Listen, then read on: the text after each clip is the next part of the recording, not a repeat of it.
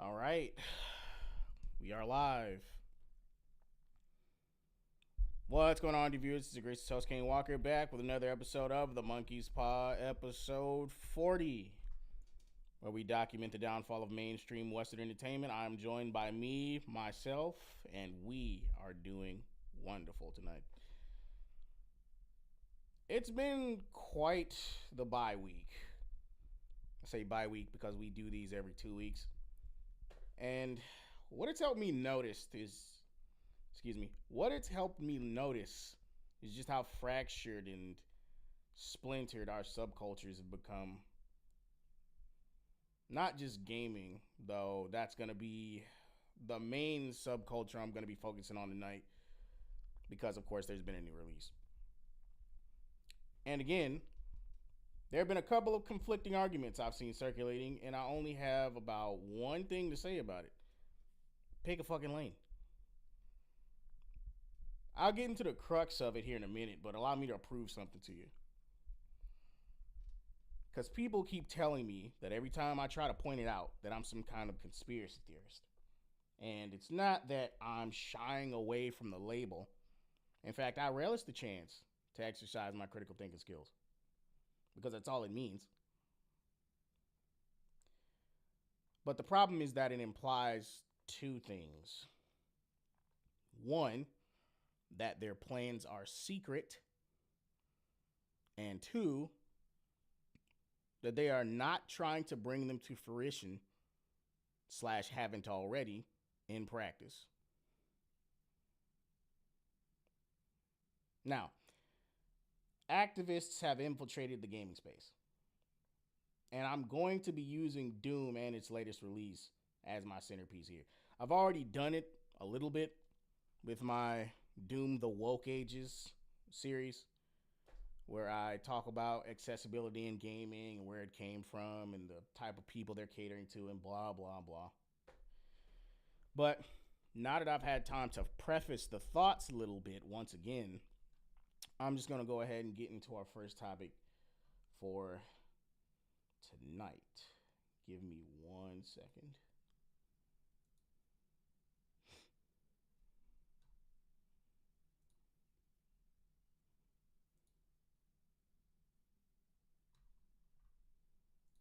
Oh, yeah. This. Now, normally, I would show you a tweet from the person's main page, just so people can't say that I'm fabricating stuff, right? And I would do that if Games Transformed didn't private their Twitter page. Private their Twitter page. Yeah. But the internet is forever, right? Games Transformed. Tickets are live. How do we kick the fash out of gaming?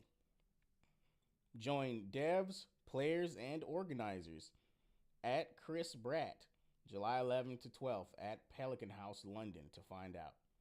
Tickets on sale now. Hashtag kick the fash out. Hashtag games transformed. They had a little video under the tweet, which I did watch.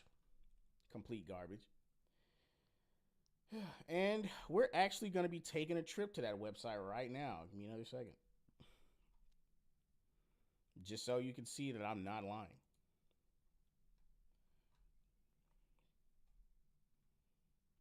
Games Transformed 2025. What can the left learn from Gamergate? How do we build anti-fascist communities that bite back? Can we turn anger away from minorities and towards the bosses and shareholders wrecking the industry for profit? Join workers, players, academics, and organizers to find out together at Games Transform 2025. This year's theme is Smash the Fash. Excuse me. You guys probably don't have you guys probably have the same questions I do whenever I read things like this. What the fuck does this have to do with video games? Because every time events like this are launched, they keep trying to marry video games and politics together. Here it is. Clear as day. Out in the open. Tweet seen by thousands of people. It's real. And this is just one garden variety flavor of activist that has wormed their way into the gaming space. I want to remind everyone, this is a pastime. No one gives a fuck about politics when they're playing video games because it's a pastime. No one's trying to think about fascism. If you're an actual gamer and not a fucking activist playing the part of a gamer. Though nowadays I'm preferring the term player more and more. Excuse me. Gamer is way too corporate, as I always say. Games Transformed is a volunteer-led organization celebrating games and radical politics. There it is. Radical politics. Let me zoom in for you. It's not a conspiracy theory. They're saying it out loud.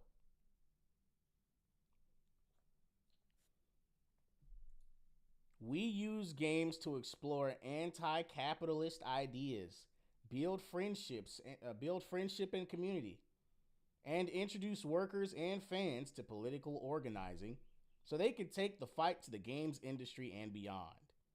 Games Transformed 2025 will be taking place on Saturday, 12th July, with a special academic conference happening that day before on Friday, 11th July.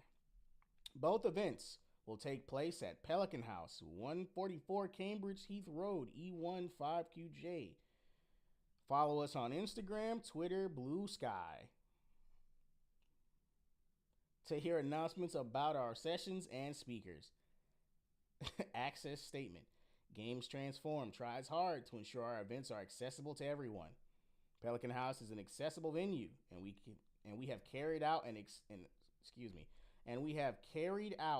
an access check for the festival. The access statement is available here. Free tickets are available to the unwaged and asylum seekers by emailing gamestransformed@gmail.com. I don't know how to pronounce this word. Creech. I don't know how to pronounce that.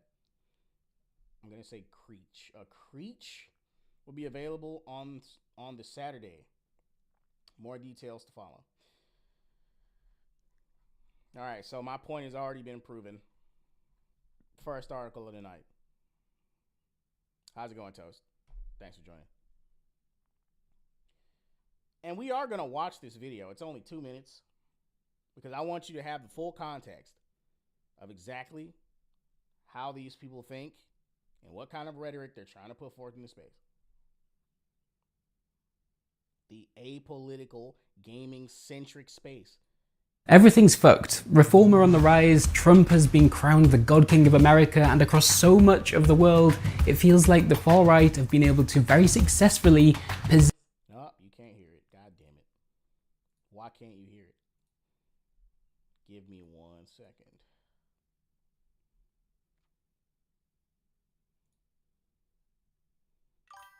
You can? I couldn't tell. Position themselves as this necessary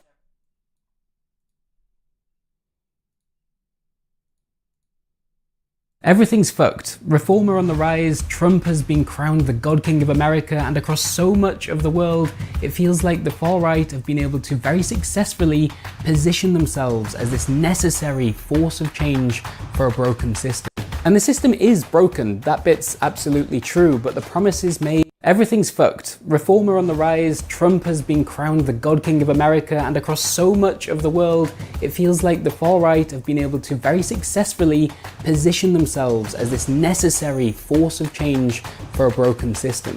And the system is broken, that bit's absolutely true, but the promises made by the likes of Farage or Maloney or Le Pen are just false. The great barrier between us and a better world isn't immigrants, it's not trans people, it's not wokeism or wind farms, it's inequality, it's hate-mongering, and increasingly, it's fascism. But what does that have to do with games? Well, you saw Gamergate happen, you've seen the vitriol that game developers still receive today if they dare to include stories that are deemed to include too much DEI politics. And if you don't know what that sentence means, honestly, consider yourself extremely fortunate. To put it simply, there is a part of games culture, our culture, that breeds toxicity and anger and resentment. And that's the part we want to keep. If you don't like that part, you don't belong in the space, bro. Keeping it 100, 1000%. Everybody reminisces about the Xbox 360 lobbies. If you're not one of those, you're not a part of the culture. We love the anger. We love the resentment. We love the shit talking. We love it all. Contrary to what your mama told you, spaces for even the darkest parts of the human experience are necessary.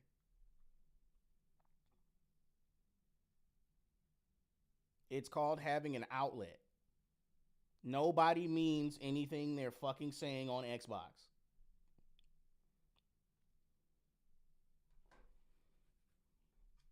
Why are you so triggered by it?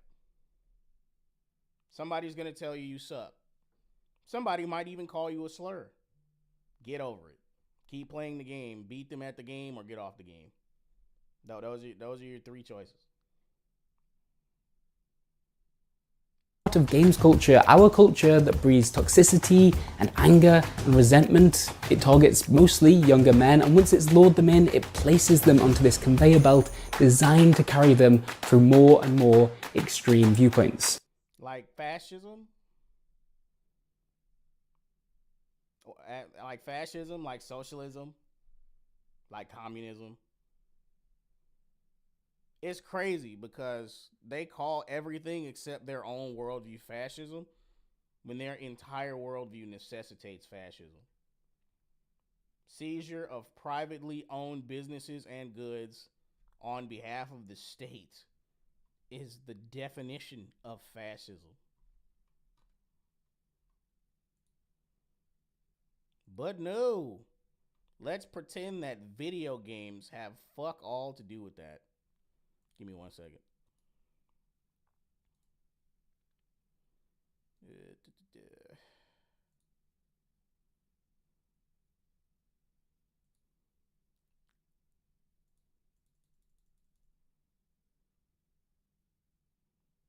I'm doing some on-the-fly screen editing. Shouldn't be, but I am. Give me 1 second. I apologize.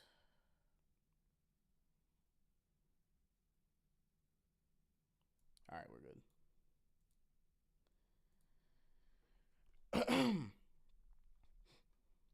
But yeah, this is some clown shit. Like, the entire convention is made to just talk about politics. I guarantee they're barely talking about video games at all. And they're claiming that everyone else is fascist when, like I said before, their worldview necessitates it. Give me 1 second. Jesus Christ. I'm getting a phone call right now. Are you fucking kidding me?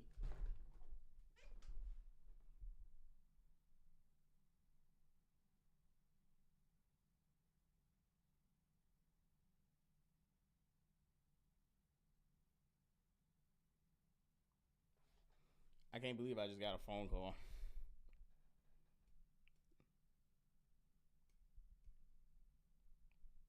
Now of all times. God damn it, bro.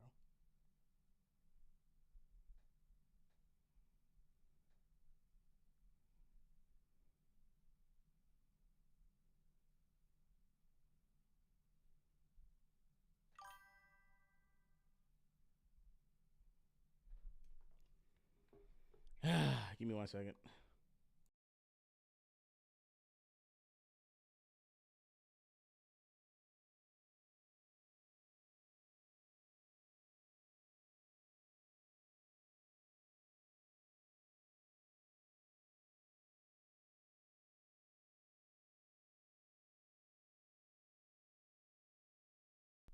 All right, I'm back. I'm sorry for that interruption.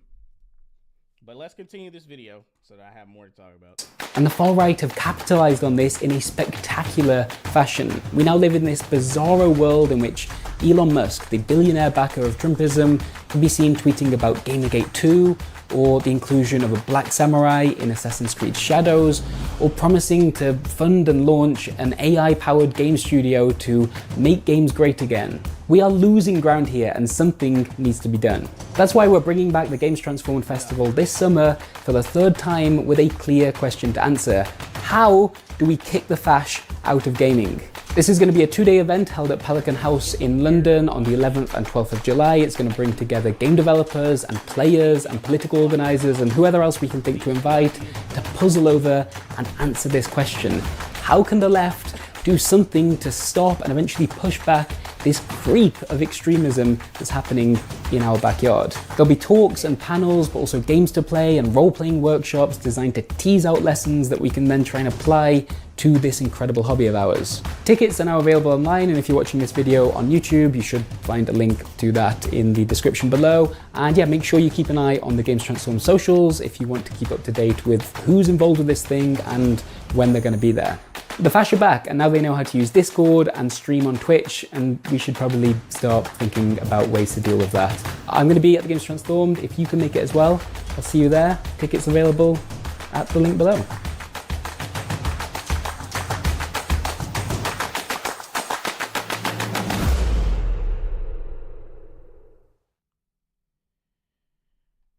Dear Lord, the Fash are back. God, man, like I swear, I've never sat down, played a video game and gone, man, this game and shit is great. You know what it needs? Politics. Communism. That would make it so much better.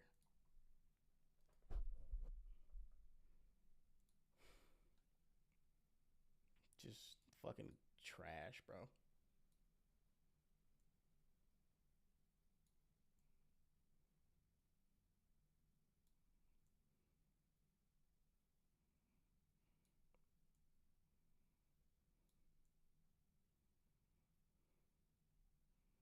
Give me 1 second. I'm still transforming the screen.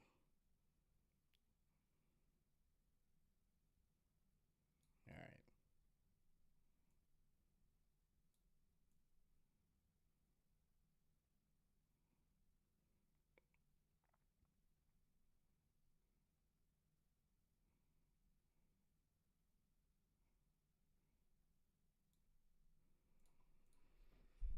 We're gonna get into a little bit more of what's being said on this webpage because it's actually very important. It's very important for the discourse. Oh wait, I already read all this. Never mind. You see the point. They have been trying to make games political. That was the main point. All right. So now you know I'm not full of shit. this is going to lead into another type of activism that is more relevant to gaming itself when it comes to how games are actually being made.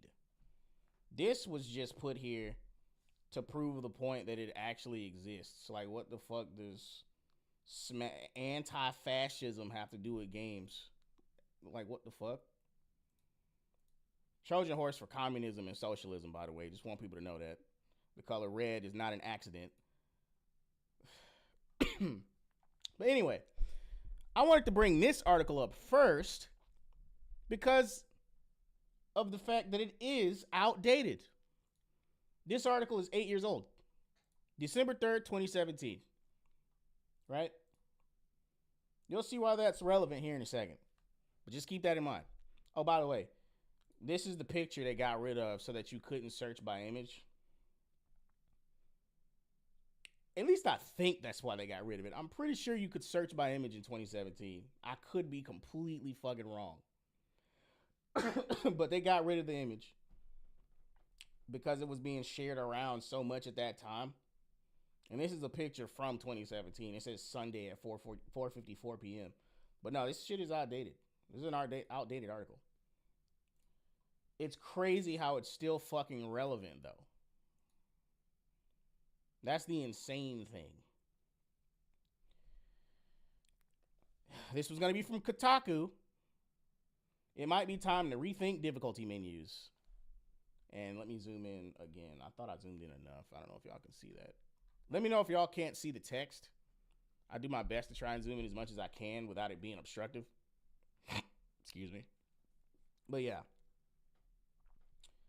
This is the difficulty menu from Wolfenstein 2, The New Colossus, and a callback to the original games, which also showed up in the new order. The menu's telling you only babies play the game on easy.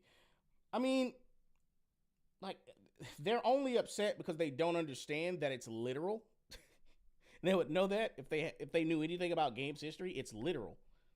Like, easy is literally for babies. Like, it's for small children.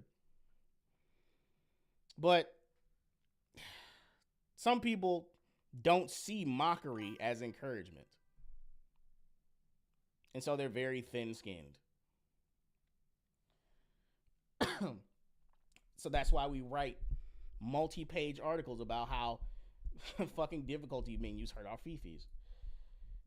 It's funny on the surface, but also an insidious kind of peer pressure.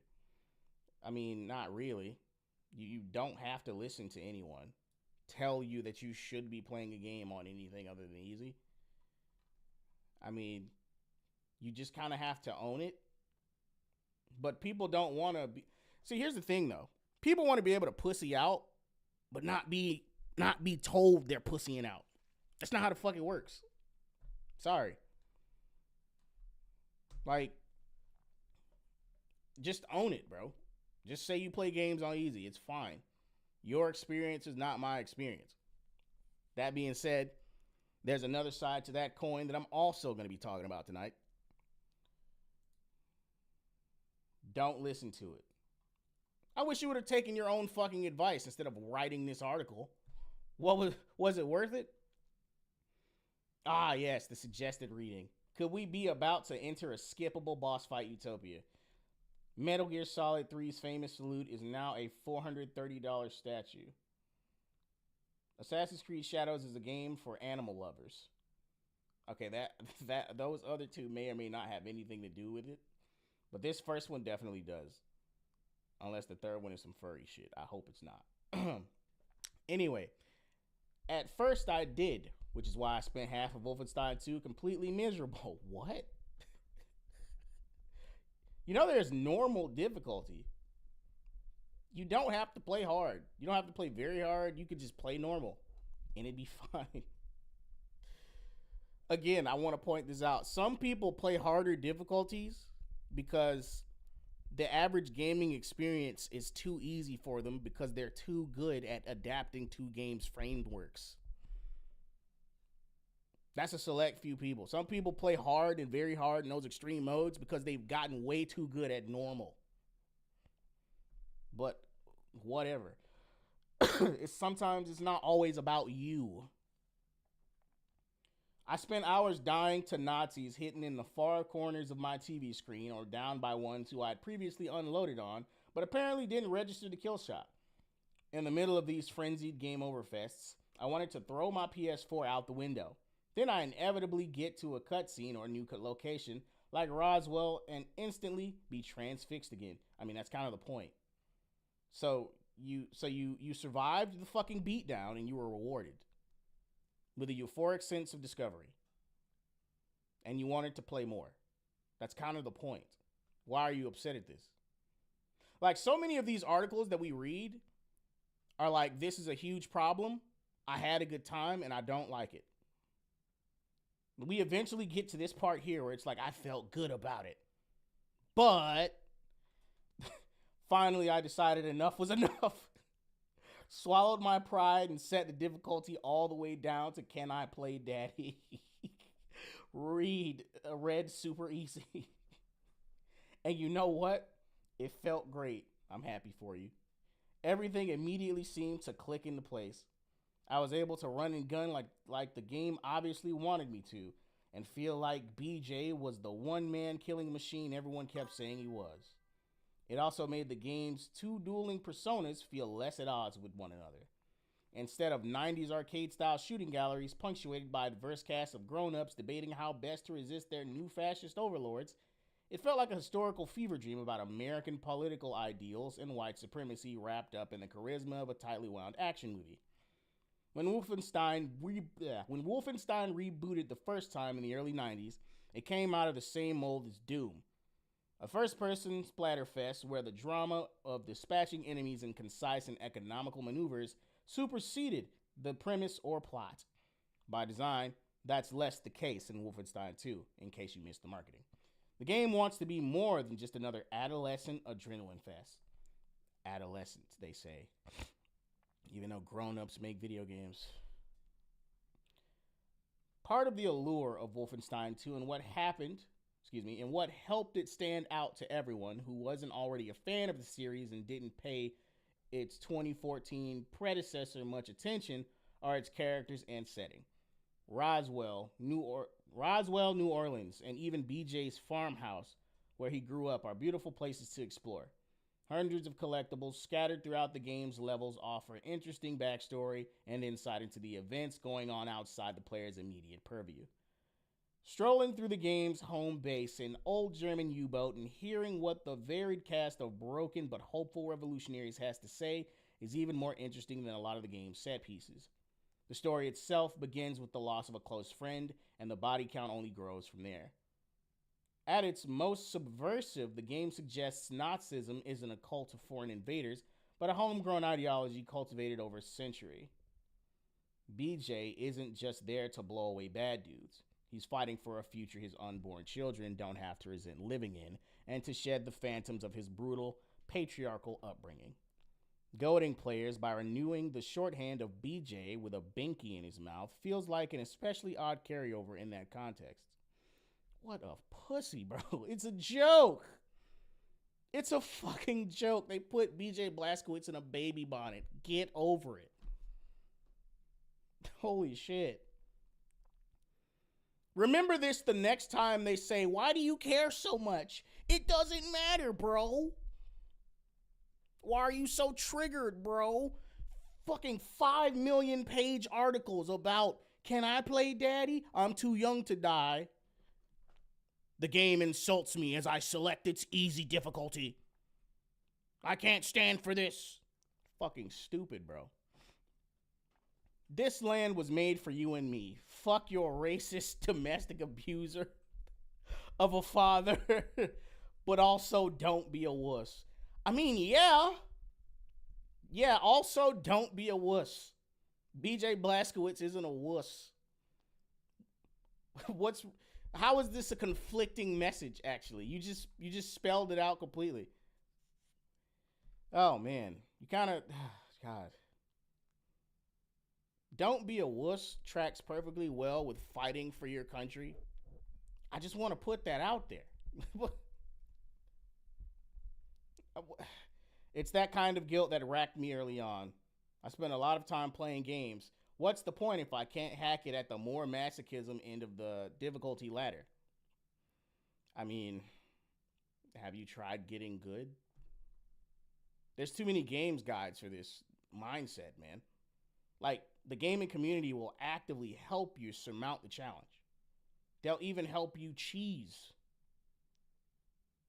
Like, I just don't get it.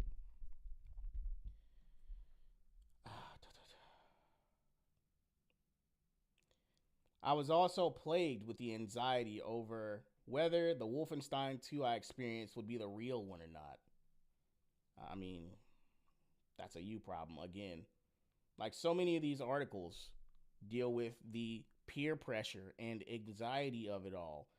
Like, you paid money for the game. Play the game the way you want to play it. Just don't try to enter a discussion talking about playing the best and being the best at the game and acting like beating it on easy is the same. That's all motherfuckers are asking you to do. That's it. That's not even a story-based discussion either. Like, whatever. Despite the number of times people pay lip service to there's no right way to play, how difficulty options are crafted and displayed often tells a different story. Or you're just being trolled. But we could pick this argument apart a little bit.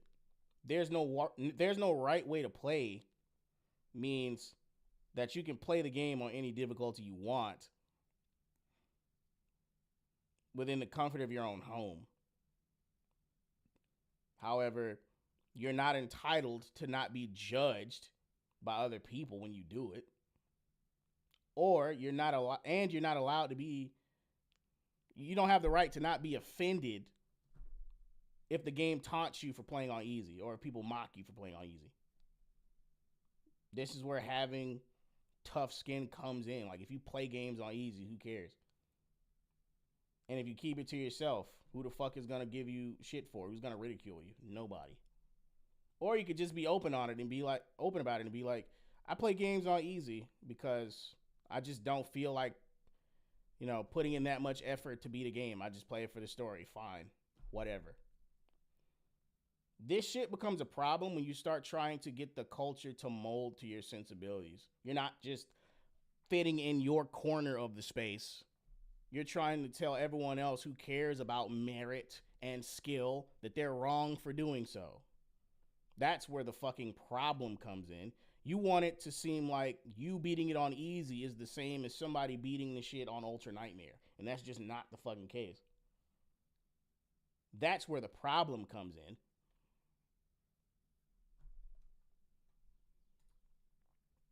This shit has transcended just wanting to play on easy and be left alone. Sticking a bonnet on BJ and infantilizing the player by analogy isn't exactly an invitation to explore playing Wolfenstein 2 differently. I mean, it's not an invitation to play it on easy. But here's the thing, though.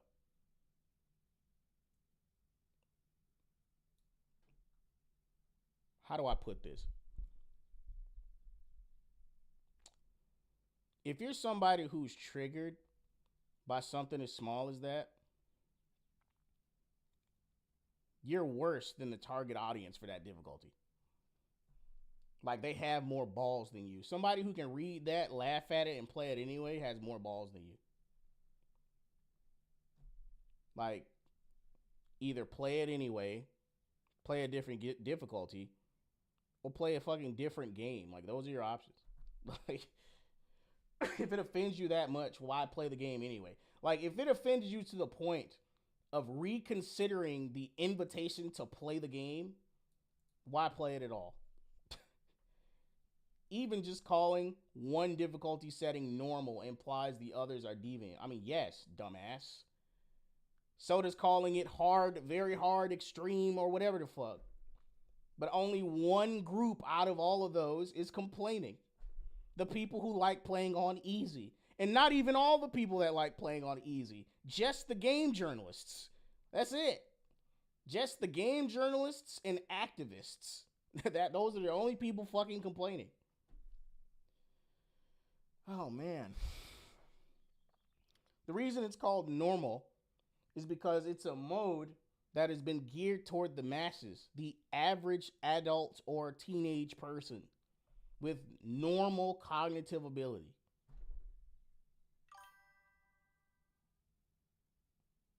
I mean, it's not like it's calling you a freak, even though freak difficulty would be funny as shit. I beat the game on freak difficulty. Yo, somebody needs to put that in their game. Freak difficulty. Abomination difficulty. Um, when you're fighting to liberate the country from people who believe in eugenics in a game that celebrates difference and diversity, moralizing the difficulty around the struggle. Easy equals lazy / bad. Hard equals virtuous / good. Nobody fucking says this. Nobody fucking says this. That said, if it went any length, it would only get as far as merit and effort. No one is out here saying you're a bad person for playing on easy mode. Like, this is a fucking straw man and a half, bro. Are you kidding? I'm righteous and just because I play games on hard. Like, shut the fuck up. If I ever caught anyone doing that shit, unironically, I would have flamed the shit out of them. Are you kidding me? It feels archaic. No, it doesn't, bro. You just don't understand the culture. And that's fine. That's fine. In a broader sense, the way difficulty has come to define various people's preferred playstyles feels counterproductive. Why is that? This is not the first time we've heard this rhetoric. This shit is from 2017. It's still relevant. Wanting to accomplish difficult tasks is counterproductive. It is the exact same set of skills as doing anything difficult in real fucking life. It's the same shit. The same cognitive processes are involved. What are you talking about? Oh, man. Lord. There should be more ways to slice a game than just damage sliders. And there it is. In Wolfenstein 2, difficulty affects how quickly things die, including you. Sometimes it also changes how many enemies there are and where they're placed. Story beats and how environments are constructed remain the same, though, rather than other different modes that emphasize different ways of playing the game, like focusing on stealth or limited combat exploration. The settings are just a knob waiting to be cranked up to 11. Assassin's Creed Origins' combat-free setting, on the other hand, takes a more imaginative approach to what difficulty settings could be. So accessibility was already going beyond your standard fare settings for the disabled back then. This is an able-bodied motherfucker writing this article talking about how the combat-free setting in Assassin's Creed is imaginative. Assassin's Creed with no combat. Why the fuck would you buy and play the game? A period shouldn't be here, but it was there. Rather than a binary scale based on loaded terms like easy and hard. Easy and hard are loaded terms, dude. What does that even fucking mean? It suggests creating modes based around what particular players want to do in the game.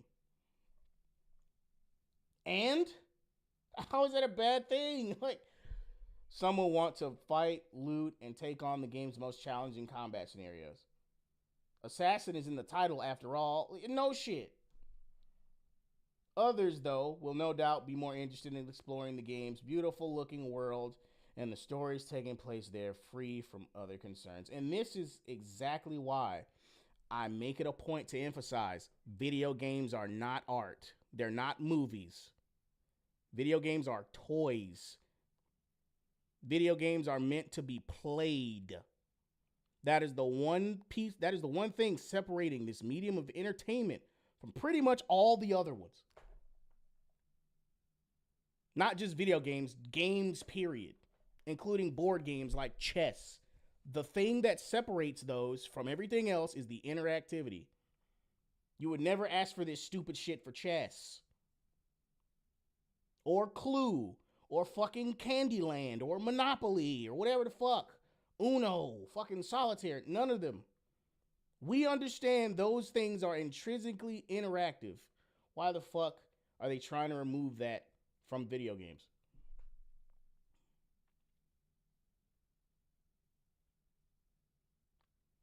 It's ridiculous. Let me see. I think, is my mic? My mic's fine. My mic's fine. It's good. It's good. It's fine. 2017. So this shit goes back further than I was paying attention to in the beginning. Because there were still enough games out in 2017 where I didn't have to worry about this shit, I think. And this is way after my political awakening. The one that was forced upon me, might I add. God damn, bro. The game designer behind Gritfish, John Kaine, recently offered some examples of other ways to do game difficulties. I'm here for the story. I'm here for the challenge. I'm here for a second and harder playthrough. I'm here to take photos. Why are you buying video games to take photos? I want to play with the settings, and I'm okay if that breaks things. This is stupid. This completely misses the entire point of a video game. As more AAA games focus on open world design, the idea of needing to earn the exploration parts by completing familiar repetitive tasks like go kill some dude or collect a bunch of random stuff feels... Okay. That's an error. Feels almost criminal. You don't sound like a person that likes video games at all. You sound like someone who likes tasks. Meaningless fucking tasks. How's it going, Alan? I'm in the middle of ranting. People spend years of their lives creating different parts of a game that most people, even the ones who buy it, will probably never see, especially if it's toward the end. Oh no, that's just you. Saying the quiet part out loud. That's just you. The vast majority of people I know, when they buy a game, they beat the motherfucker. They see everything. What do you mean? Parts of the game that most people, even the ones who buy it, will probably never see, especially if it's toward the end. Pretty much everyone I know who buys games, they beat them. They get to the end. This is most of the games journalists and flaky fucking normies who get into gaming quotation marks who don't beat their fucking games. They spend $70 to not beat the game. Being beholden to game modes tied strictly to difficulty settings just puts up more barriers. What does this mean? Just play easy mode, bro. But it's like I said, playing easy mode is not enough. They want to be able to pussy out, but not be told they're pussying out. They want to feel comfortable being a pussy. That's basically what it is. That's basically what the fuck it is. For the record, I'm saying that tongue in cheek. Because who the fuck really cares if you play on easy mode? No one. No one. That's not saying you're not going to get made fun of or clowned. But that doesn't mean motherfuckers are thinking about you playing easy mode 24/7. Get over that shit. Like, just play the game on easy mode. Do you not understand the point of a stepping stool? Like, are you gonna play easy your entire life, bro? Like, you don't like a game enough to where I wanna see what else this game can do. Nah, we're just gonna stay on easy. That doesn't even make sense. That doesn't even sound like the type of person. That doesn't even sound like the type of person games would attract. I'm being serious. Even if you're somebody who starts out on easy mode, right? If you're the type of person gaming attracts, you're probably going to want to play other difficulty modes just for the fuck of it. Because at some point, you're going to realize, oh shit, dying doesn't really mean shit. I can just pick the controller back up and keep playing. Oh, I'm too mad at the game right now. Let me turn it off and try to play it again tomorrow. Right? It doesn't mean shit. But nah, let's just write a fucking article about how it hurts my feelings. We've seen games try thinking outside this box in the past. Mass Effect 3 offered a narrative first mode that streamlined combat and exploration to let players focus on dialogue trees and character relationships. That sounds boring as fuck. Who the fuck buys Mass Effect exclusively for the fucking dialogue trees and character relationships? That sounds like The Sims. That sounds like The Sims with extra steps, bro. Like, what the fuck? Deus Ex Mankind Divided did something similar. While the difficulty options didn't dramatically change that game, they were geared toward what the player was after. Story, the old school Deus Ex feel, etc. Rather than a hierarchy of perceived gameplay purity, that is not what difficulty settings are. That's how you feel. This is purely how you feel. If you really want to stretch it, difficulty settings, I'm going to hate on The Sims, okay? I'm going to do it. Mass Effect 3 is not The Sims. The Sims is a very different kind of game than Mass Effect. Oh my God. If you really want to stretch this strawman hierarchy of perceived gameplay purity, yes, it can be seen that easy, medium, hard, etc. can be looked at as a barometer for skill level. It can. But that's as far as it goes. Like, what do you mean hierarchy? Do you mean like somebody is better at the game than you? Like, well, there's no getting around that shit. Even in this easy ass trash you keep trying to make standard across gaming, there's gonna be someone better than you at it. You'll never escape it. The only thing you're gonna do is water down the experience and make everything a formless gray blob, and you'll still suck ass because somebody will be grayer and blobbier than you.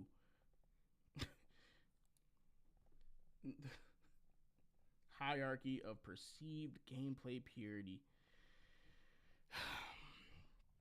It might seem like a radical rethinking of how games treat players, but these kinds of quality of life tweaks have been happening for years. Breath of Fire on the SNES lets you buy items to manipulate the enemy encounter rate, while modern JRPGs like Bravely Default let you do that on the fly for free. Why? That sounds like you're watering down the experience. Now there's no fucking item economy. Now there's no currency economy. You don't have to plan your trips into the tall grass anymore. And I know I related that to Pokemon, but Pokemon has the exact same mechanic with repel spray. Like, you're taking the need for cognitive function out of games now. Damn, I don't have enough money for repels. What am I going to do? You know what I mean? Like, oh, fuck. Fuck problem solving. Let's just have everything given to us on a silver fucking platter. Even things like adding options to skip dialogue or entire cutscenes are a concession that not everyone playing a game is after the same thing. And of course they're not after the same thing, but generally speaking, everyone is after the same thing. Like, if you go to a specific game franchise, especially one that's long standing, you're looking for a particular type of experience, are you not? So what exactly do you mean skipping dialogue or cutscenes are a concession that not everyone playing a game is after the same thing? Like, what do you mean by that? You have to define this fucking phrase here. You know what else is a concession that everyone's not looking after the same thing? The fact that there's different difficulty modes. Just play the fucking easy mode. Just play it. Jesus. Kaine's suggested category of a mode specific to second playthroughs is a good reminder that not even the same person wants the same thing from a game depending on how much time they've already spent with it. Well, yeah, because you've experienced everything the game has to offer and it gets boring. Who hasn't wished they could skip the tedious do-overs in a game and go right to the branching storyline they missed the first or second time through? No one. Especially if it's a fucking RPG. There's loads of ways to make your experience fresh in a game that's made for second, third, fourth playthroughs. Try a different build. Pick a different character. Outside of picking different dialogue options, take a different path. Use a different weapon. Like, what are you talking about?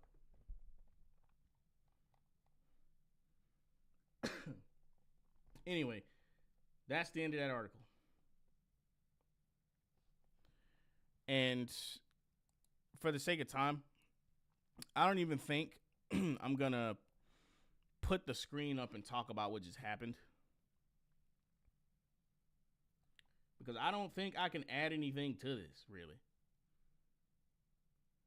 Apparently, people have been fucking bitching about games being too hard and too mean for longer than even I've known. That's really the crux of it. This article here is from 2017 and is outdated. I said it's still relevant, but I have yet to prove that claim. And so, I will do that now. May 7th, 2025. Could we be about to enter a skippable boss fight utopia? South of Midnight has shown it's possible without destroying the very fabric of the universe. Now, tell me. You're a player, right? You play video games. Has it ever crossed your fucking mind, in any literal sense, right? Because we've all had those boss fights where we were like, fuck, man, I'm tired of losing to this fucking thing. Blah, blah, blah. Outside of a tongue-in-cheek, ironic, whatever the fuck way, I'm raging, I'm just saying shit way, right? Has it ever crossed your fucking mind to unironically skip a boss fight? Who thinks of shit like this?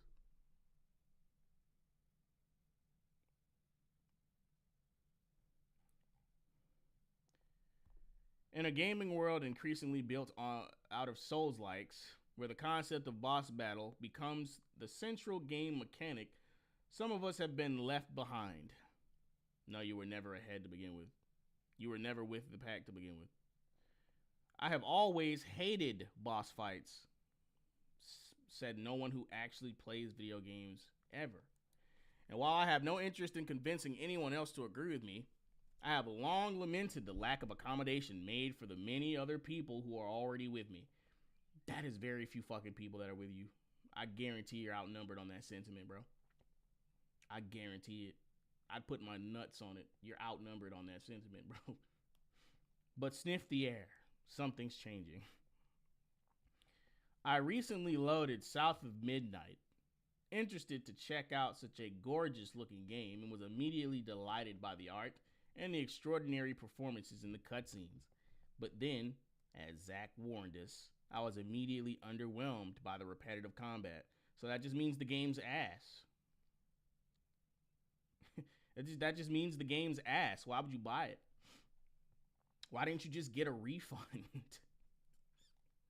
But nah, we're going to make concessions for ass games because they're politically expedient for me.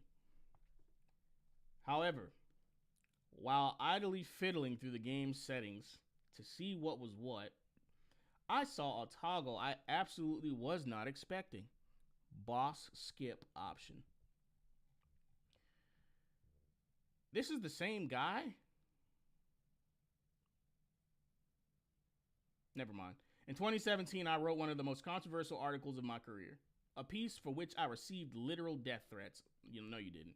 Alongside hundreds of more banal insults and wishes for my imminent demise. No, you didn't. You probably got some hate. No one gave you death threats. I don't fucking believe you. You never show them. And every time you say you get a death threat, it's somebody saying, go die in a fire. That's not a fucking threat. Go play in traffic. That's not a fucking threat. Go jump in a lake. That's not a fucking threat. None of those are threats. Kill yourself. That's not a fucking threat. It's not a threat.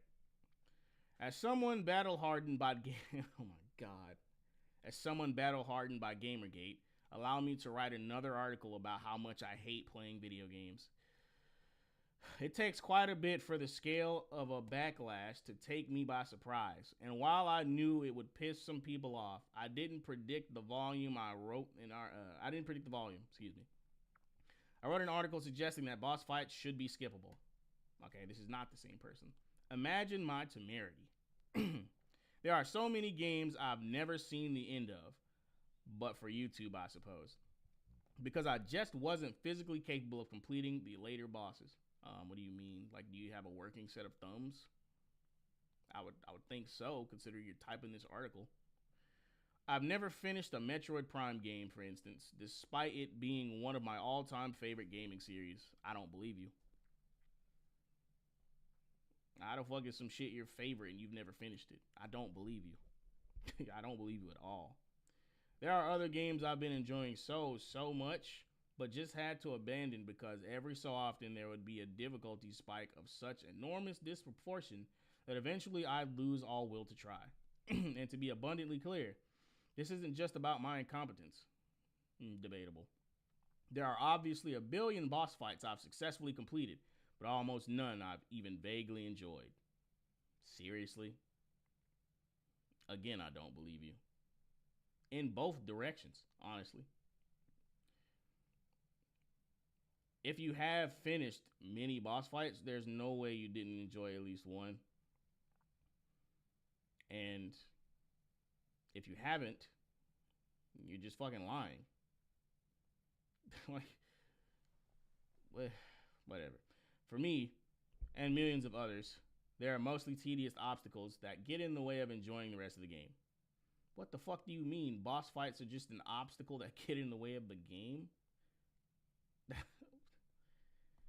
All right, whatever. So it struck me. Why not just let me skip past them? Who loses out? I guess not you, since you don't care.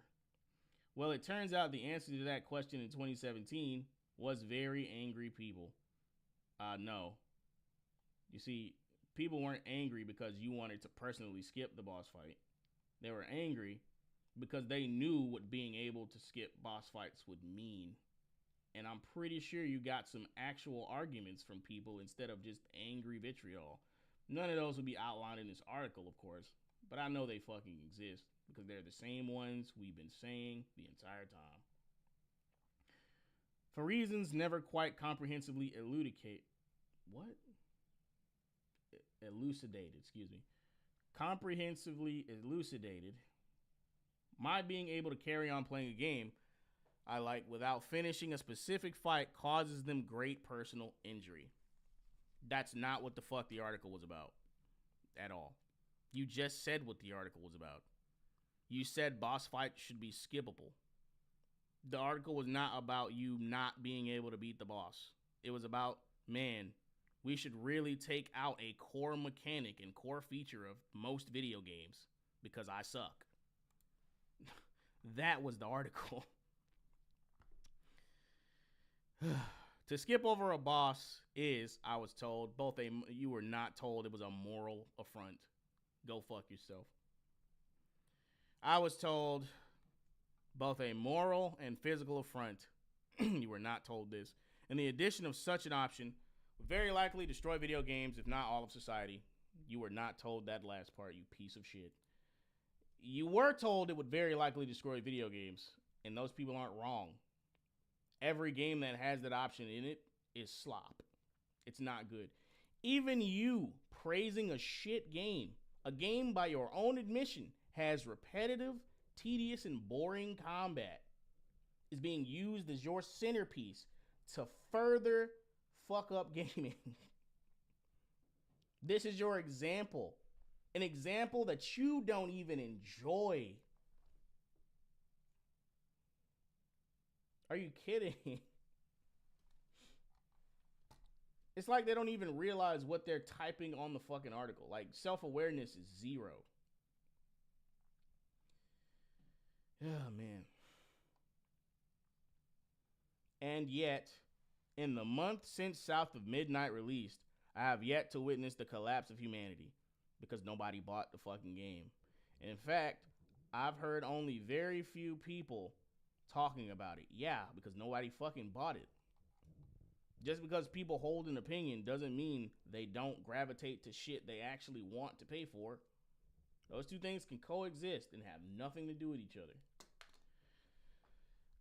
This is not the very first time a game has offered a way past tough spots. A fair few big name games have had options to let you skip entire missions should you fail them enough. Red Dead Redemption 2 and Days Gone, for instance, while many others will offer excuse me, to lower the difficulty if you're flailing, but it's still vanishingly rare. And South of Midnight is the only instance of specifically being able to skip the bosses that I'm aware of. Let me know of other examples. And it harms no one. Not even that guy, you know, Dave, the one who still unironically says get good. I mean, get fucking good. I mean, that his point still fucking stands. Get good. And you see, this argument is fallacious anyway. But before I get into that, let me finish this last sentence.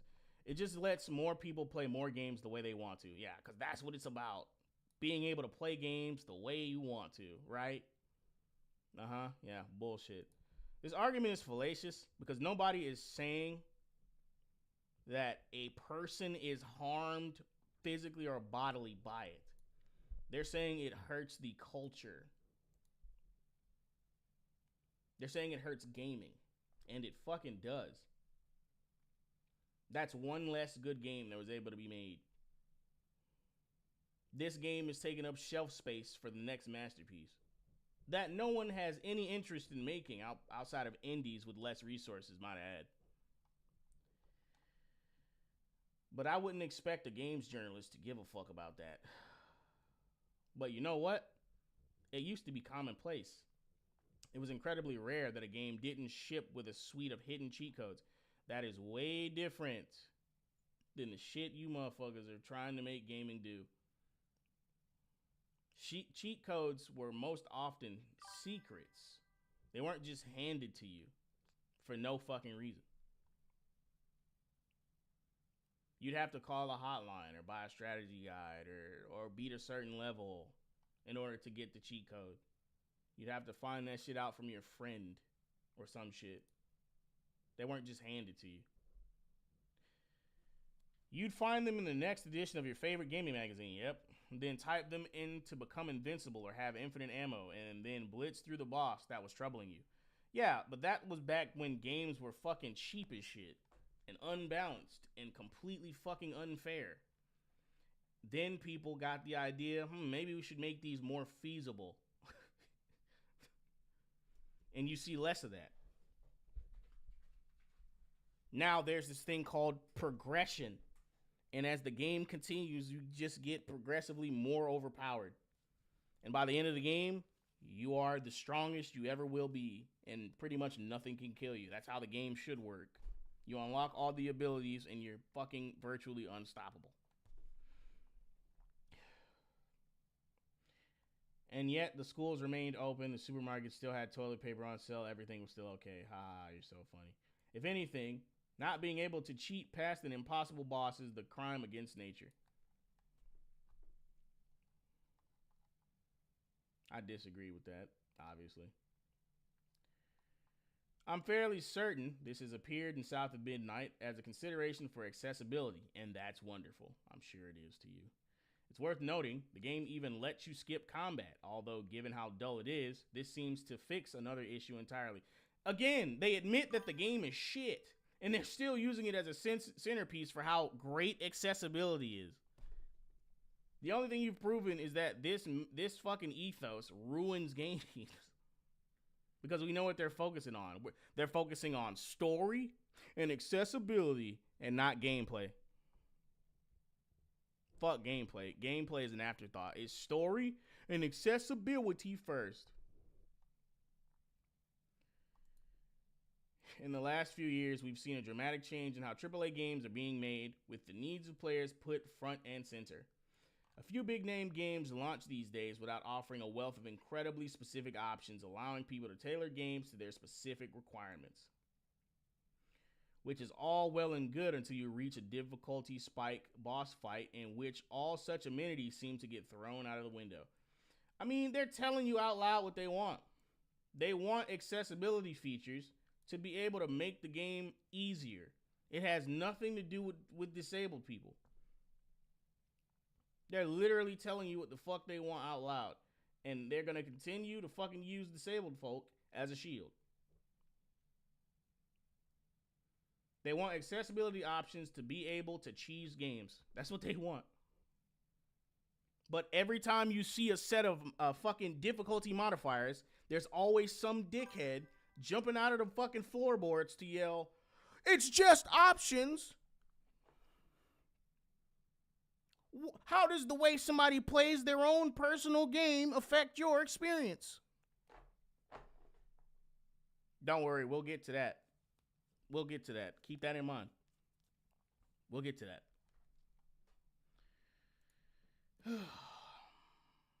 Or you. Be good enough at this bit, no matter your specific situation, or you're done playing. It's called being filtered. Like, you get good or get lost. Period. I tell the story all the time about how in Bloodborne, I was stuck on the Orphan of Cause boss fight for 3 months.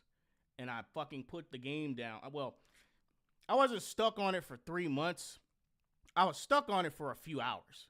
But I put the game down for 3 months. And then I fucking came back and I beat the boss fight. It doesn't fucking matter when you beat the game. It literally doesn't matter. It's okay to not complete a game. And that was DLC anyway. I had long since beaten Bloodborne. It's okay to not complete a game. And it's okay to take a long break from a game. Nobody fucking cares. No one gives a shit. I promise. It's when you enter discussions acting like you're an authority on something where people tell you to sit down and shut the fuck up because you don't know what you're talking about. That's the only time. As long as you're not doing that, no one gives a shit.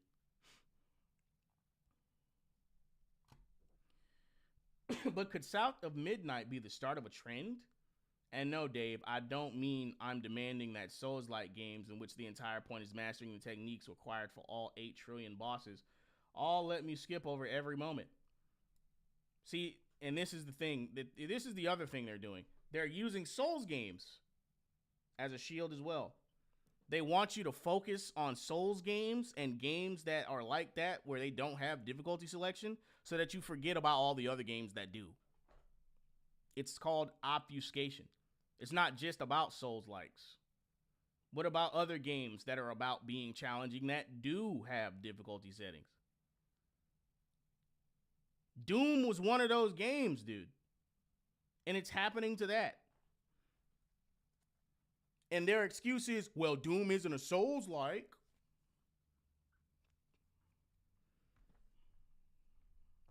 Man. I mean, it'd be brilliant if they did. I'd love to explore the lands between because that place looks amazing, if not for all the immediate death. As games superbly copy one another with their accessibility options, could we start to see the boss fight skip button become standard? I fucking told you. They want this shit to be a standard across all of gaming. You heard it here first, bro. The year 2025. They want accessibility options that include skipping combat and skipping boss fights to be standard across all games. Not just Souls games. All of them. And they're using a game that they don't even fucking like as the centerpiece and launchpad for this ethos. Pay attention to that. It might not be about whether or not the game's good. It might be about something else more than the actual enjoyment of the fucking game. They might care about that thing more.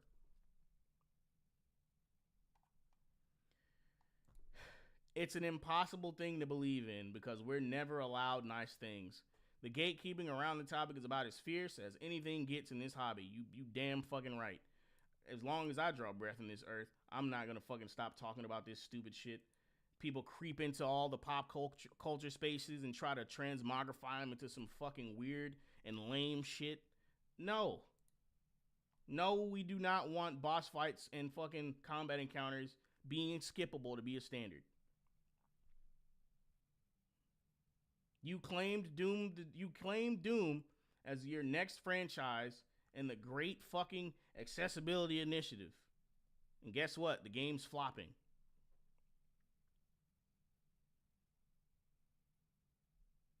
That shit is only going to continue. People are starting to catch on to the fact that this accessibility in gaming bullshit is also a part of woke ideology. Slowly, they're catching on. And you'll hear about that tonight as well. Some new initiatives have started this year to promote this bullshit. But I still allow myself a glimmer to stare through the crack in the wall South of Midnight has offered at the beautiful sunlit fields beyond. There you go. But here's the thing. Some of you might say, oh, Kaine, that's just one publication. It's Kotaku. Of course Kotaku would write something like this. They're full of game journalist scum who could never beat a game in their entire life. You're correct. But they're not the only publication.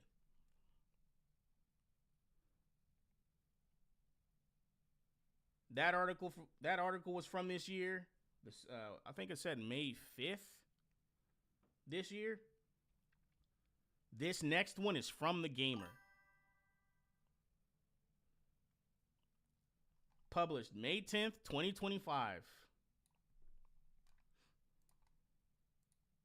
There you go. May 10th, 2025. Talking about a game how old is Bloodborne? I have no fucking idea. I have no idea how old Bloodborne is. I just don't know. I do not know. Give me a second.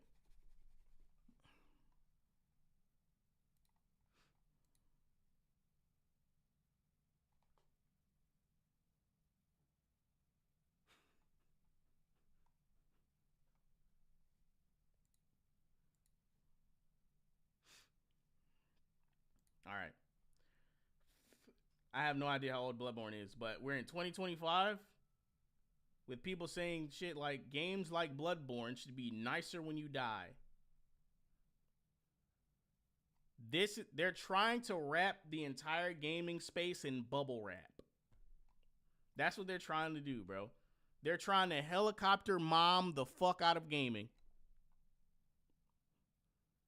God forbid you skin your fucking knee. Like, oh man. Games like Bloodborne should be nicer when you die. You died, at least you tried. I mean, yeah. I mean, believe it or not, this is actually a good sentiment. More on that later. More on that shit later. I want to save this image for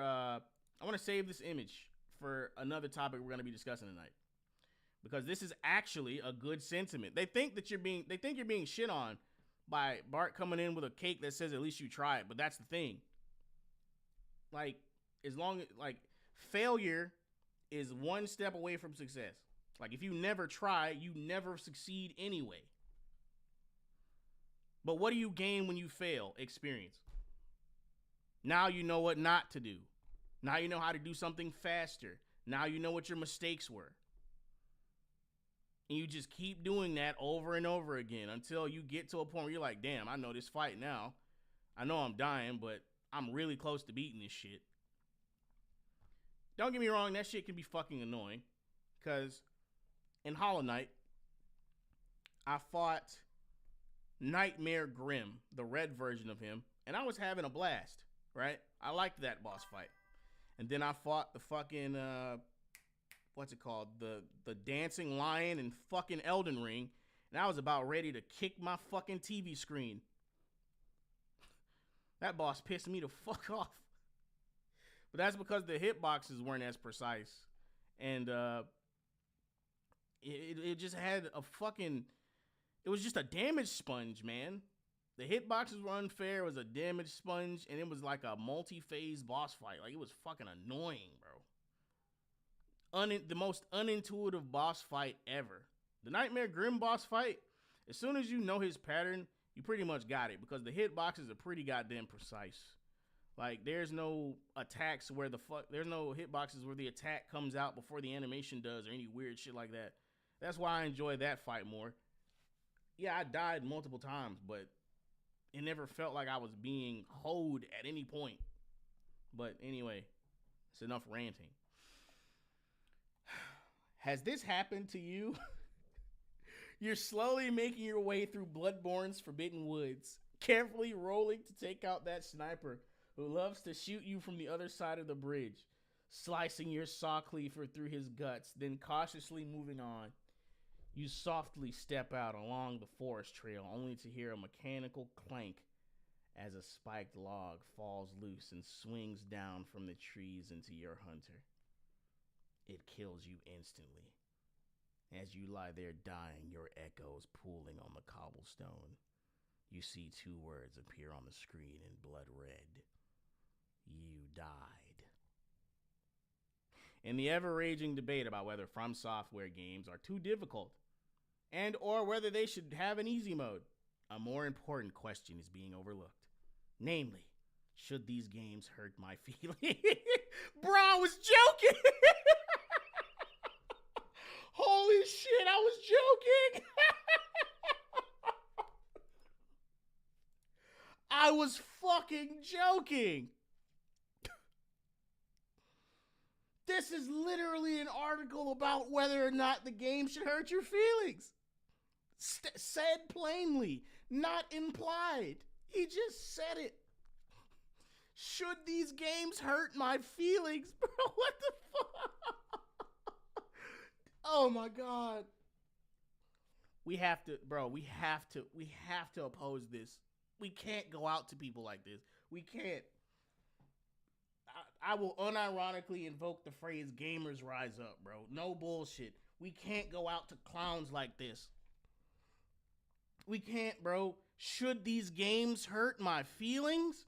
Are you fucking serious? We can't go out like this. It's impossible. They'll never win. Once the community catches wind of this, they're fucking cooked. They're cooked, bro. Should these games hurt my feelings is a real discussion.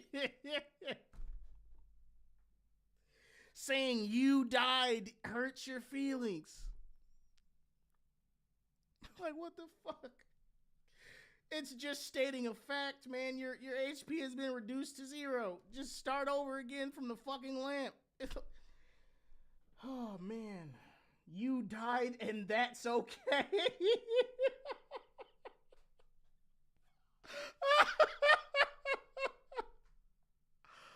Oh, fuck.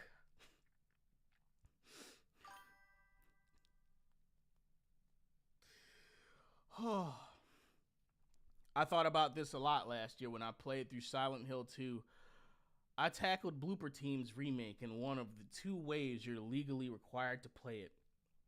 Shut up. Early enough in the morning that it was still dark outside. Oh, never mind. That was a genuine joke. Okay. I take it back. The other option, obviously, is late at night, but I love the grind. Those bleary-eyed sessions led me dying more than I probably would have if I was properly caffeinated, which means Silent Hill 2's You Died screen is burned into my brain. I tried to keep James stocked up on his special juice and dirty needles, but it wasn't always easy to find healing items in the game's hellacious apartments and apocalyptic streets. The puker be puking, the grabber be grabbing, and James has gotta run. That was so Reddit, bro. That was so TikTok Reddit. When you get to a particularly tricky part of any game, you get well acquainted with the game over screen. You know it's coming, and it's usually accompanied by an ominous sound effect to really drive home your failure. When you're taking on a FromSoft boss over and over, you get used to hammering on the X button, trying to push through this acknowledgement of your failure and getting back to the game as soon as possible to do the whole humiliating ritual all over again. Unfortunately, the truth is that From Software games aren't actually being mean. Then what the fuck is this article? How many times do I ask that whenever I read things like this? Then what the fuck is this article? Well, the log trap is mean, but in a funny way. I mean, I got lucky. The first time I encountered the log trap, I didn't get hit by it because I just kept sprinting. If you sprint through it, it can't hit you. I wouldn't know that at the time, but I wouldn't die the first time, so I would see it. And never die to it since. Oh, man. You can easily imagine Hidetaka Miyazaki and the team laughing at each new player who falls for it, like the Jackass crew during the high five prank. And game over screen, the game over screen isn't particularly nasty. Saying you died isn't unkind per se. It's just truthful and blunt. It kind of reminds me of playing a tough game with an annoying friend on the couch next to you. You're dying a lot. Yeah, thanks for your input, Anthony. Nobody wants to be confronted with their failure, unless you want to get better. Now, don't get me wrong. Generally speaking, nobody wants to be confronted with their failure, but a better way of putting that is nobody likes to be confronted with their failure. Because anyone who's used to trying difficult things knows that failure is an inevitability. It's just something you come to grips with. If you want to be anything more than nothing, you come to grips with the fact that failure is an inevitability. It's the stepping stone on the way to success. So when a game mocks us or even just plainly states the facts of our performance, it can be difficult to hear. I mean, yeah. But eventually you get the fuck over it. It's fine to play on easy.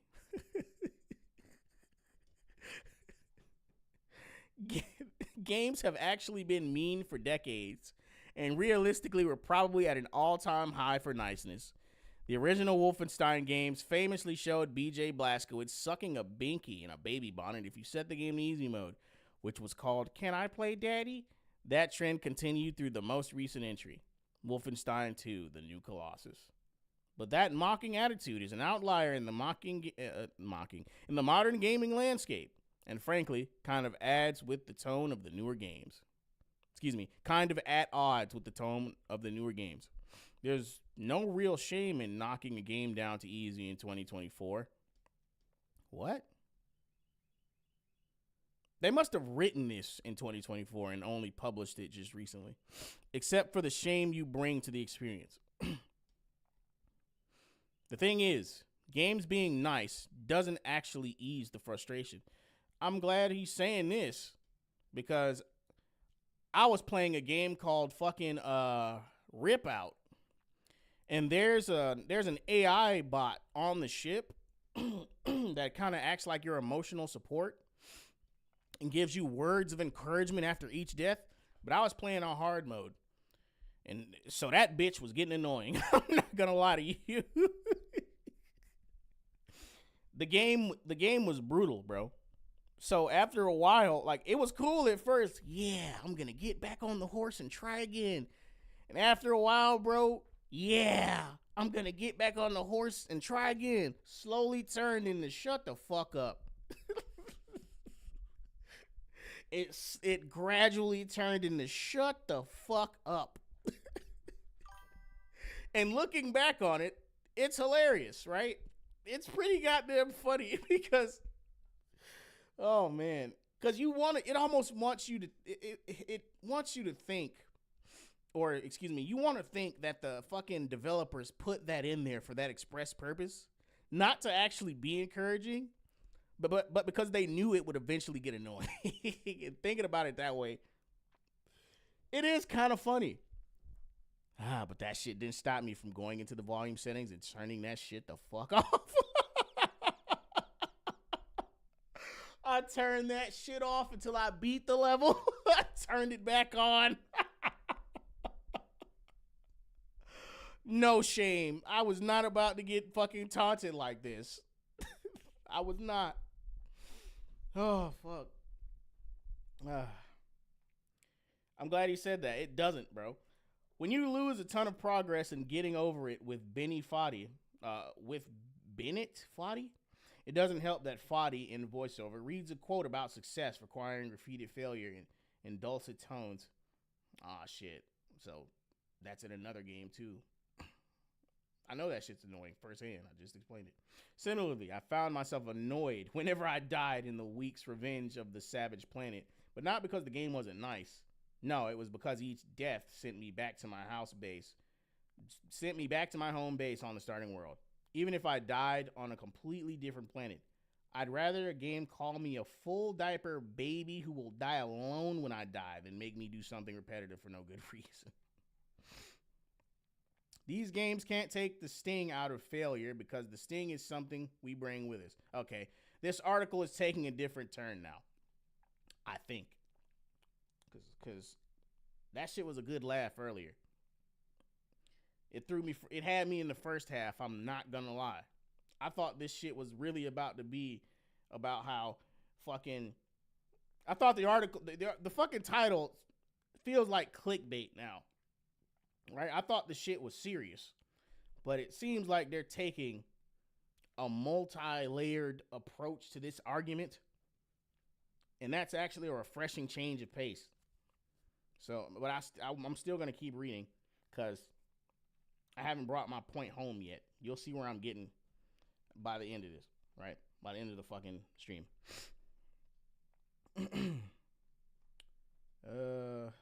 The tenor of gaming culture's discussions around difficulty and getting good can increase or decrease the amount of shame we feel when we're bad at the game, sure. But failure only hurts if you let it. Thank you. Like, for the love of God. Somebody needs to read this shit. Still, I wouldn't mind if a game started calling me handsome and smart. With the Dark Souls game over screen saying, "You have not yet won, you special boy, but you will soon. Surely he really be so much to ask." Yes. Yes, it would. That is some... Boy, yes, it would be.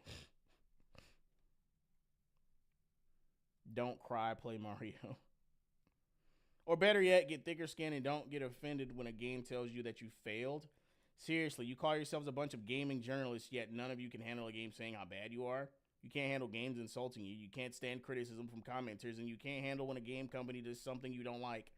Why are you even in this field of business if all you're going to do is show how upset you get over the smallest of things? Yeah, I'm with Tom on this one. But the thing is, I can't tell if they're being serious about the shit or not. Because they actually did give some good takes in the middle of it. What's going on, Rudy? Listen, I'm trying to figure out a way people can get here at the start of the fucking stream. Because you keep coming in an hour in. And I've let rip, like, the middle of my argument. Pretty much not the majority. At least half of my argument has been let rip. But I'm going to bring everything full circle by the end anyway. Happy for you to join. Please pass the link around. Please get newer people to watch the stream. Especially if they think like us. We need more like-minded people. Please. All right. What other comments we got? Instead of deleting comments, delete this article. I guess they were serious about... game screens needing to be nicer when you die. Let's see. The 5 key components of propaganda. 1, values. That's easy. Games like Bloodborne should be nicer when you die. Didn't even try to hide it. LMAO. 2, assets. The title. Played completely straight, unlike the rest of the article. Yeah, that's why it threw me for a loop. They actually gave, like, good arguments, but apparently they don't give a fuck about the good arguments. They don't believe in them, and they still believe the title. It puts the idea out there and plants the first seed in your head, especially for people who don't bother reading the article itself, but scroll past the title. Also, subliminal headers. You died, and that's okay. It's fine to play on easy. Finally, that one particular with the Dark Souls game over screen saying you have not yet won, you special boy, but you will soon surely really be so much to ask. Bit. A final humorous payload that delivers the value in an over-the-top, supposedly non-threatening way. Yeah, but they're completely fucking serious. That's why I was on the fence. They don't say it straight up by the end, because then you could nail them on something. That way, they could dismiss it as just a joke, which is rhetorical cowardice. If you take out the joke, it's simply saying, with the Dark Souls game over screen being nicer really be so much to ask. This is meant to disarm you and make you go, ha ha, maybe not.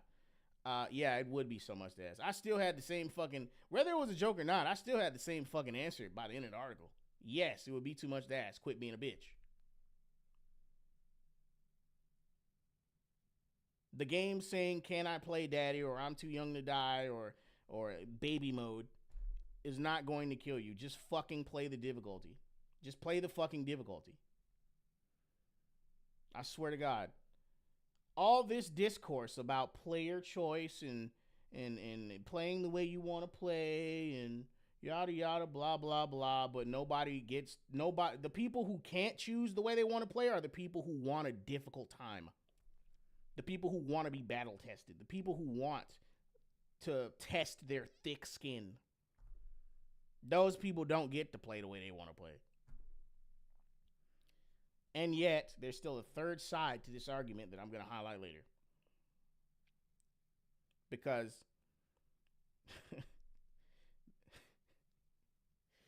I'll just save it for then, right?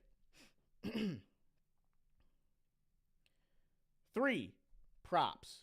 Getting Over It. Revenge of the Savage Planet, Silent Hill 2, Jackass, largely red herrings used to come across as more affable and relatable. Most importantly, humor / self-awareness in big fat ass quotation marks. 4. Villain. Mean games like Bloodborne or Wolfenstein. 5. Target. Gamers, obviously. Don't delete my comment again, cowards. So he's breaking down the key components of this propagandist piece. This propagandist article. Needless to say, it didn't fucking work on me. I'm never gonna fucking want gaming to change. Like I keep saying, gaming is toxic, and we like it that way. Get out if you don't. We've known gaming is toxic for years. We're still here. Like, we never left. Don't call it a comeback. Man. I'll say as a Russian Souls player, if a difficulty switch appears in such games, I won't be Souls anymore, but just boring crap. It won't be Souls anymore, but just boring crap. You should frist.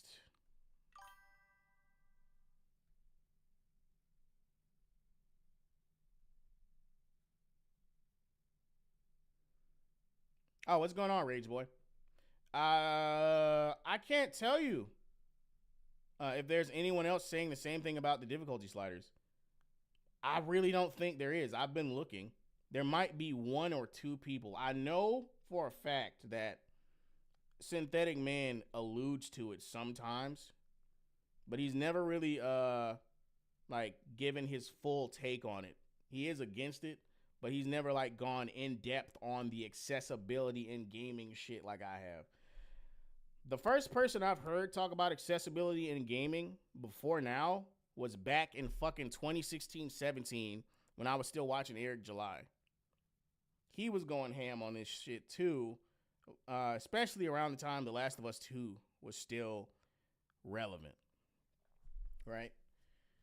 But now it's resurfaced, and that's why I'm fucking talking about it again, because I keep telling people they want this shit to become a standard in gaming. And you pretty much figured out that this is all related to that discussion. It is. Like, the accessibility argument is here to stay. And anyone pretending that it's not happening, and anyone pretending that this doesn't destroy gaming, and anyone pretending that there's not an activist undercurrent trying to have this shit be the standard is either woefully uninformed, woefully uninformed, or lying.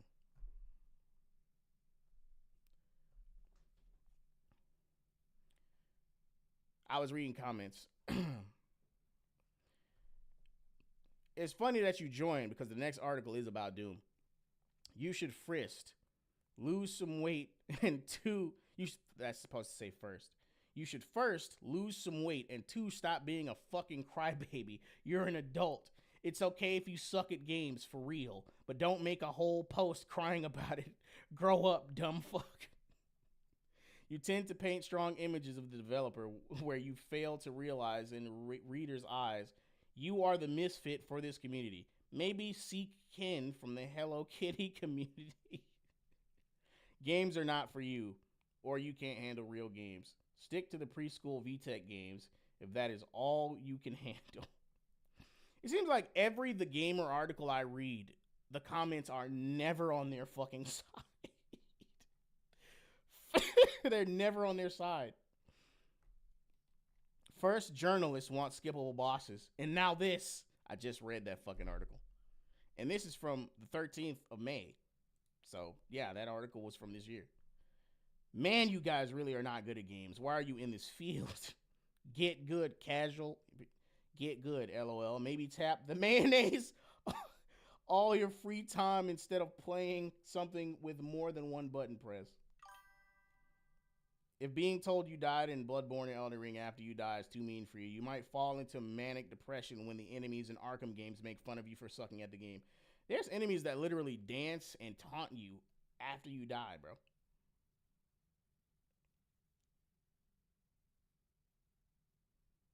I feel you, Rage Boy. I feel you. You don't have to like anyone, but I'd be lying if I said that he didn't have an accurate view of the current culture. The true mark of integrity is being able to give credit where credit is due, regardless of how you feel about a person. I care about the argument way more than I care about how I feel about the person.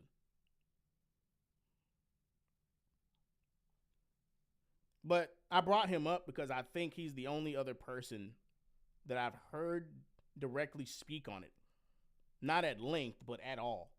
I don't think anyone else is saying this shit. Not really. People are slowly coming around. It's becoming a bigger and bigger discussion on Twitter, speaking of which. You'll see some of that tonight, too.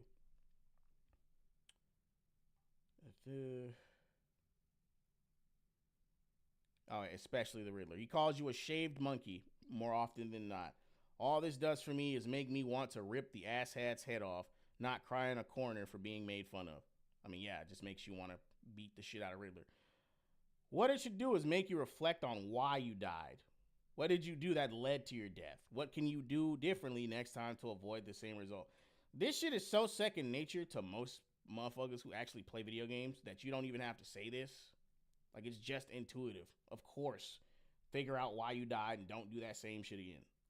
Can you employ new strategies to come out victorious on another attempt? If all you're thinking when the game says you died is that's too mean, then maybe gaming in the hardcore genres isn't meant for you. Perhaps you should read a book or take up knitting. Facts. That's not even a real insult. Like, if you don't like the difficult aspects of gaming, just do some other shit. I'm sure there's something out there for you. But enough of that.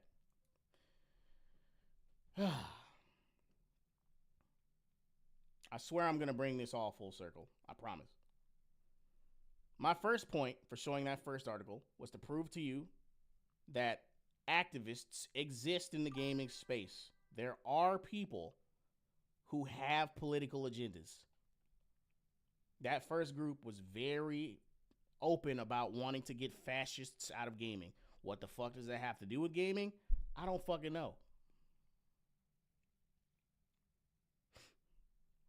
That's another reason why I put games on higher difficulty, Rage Boy. As a matter of fact, I play hard now. I mean, when did I start playing hard regularly on games? I can't remember. But I play hard difficulties because normal has gotten too easy. Like normal has just gotten too easy. I'm too good at the normal difficulties. That's why I play on harder difficulties. That's it. It's not even about some merit badge bullshit. It's about my own personal enjoyment. The only time it's really about some merit badge bullshit is when it's me playing a competitive game. And even then, I have to like the game in order to participate in that. Like Street Fighter. If I didn't like Street Fighter, I wouldn't fucking play it. Competition be damned. Like, I have to like the shit before I want to be competitive at it. And that's the part that these motherfuckers are missing. Do you like the game enough to go past easy mode?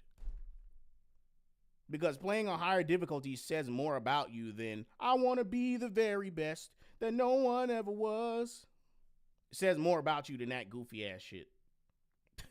Like, I guess they don't get it though. This next one is going to be from Game Rant. Doom the Dark Ages players aren't happy with lame difficulty change. Everything that I've read up until this point has been leading here. We are now firmly in the Doom discussion. This is the first part of the Doom discussion.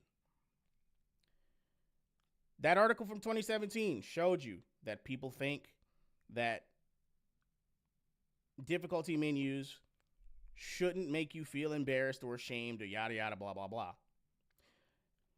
Article from this year, boss fight skipping utopia, accessibility in general. Skipping boss fights should be a standard in gaming, along with other accessibility options from fucking Kotaku. The Gamer. Games like Bloodborne should be nicer when you die. This is further proof that there is an activist undercurrent trying to wrap the gaming culture in fucking bubble wrap.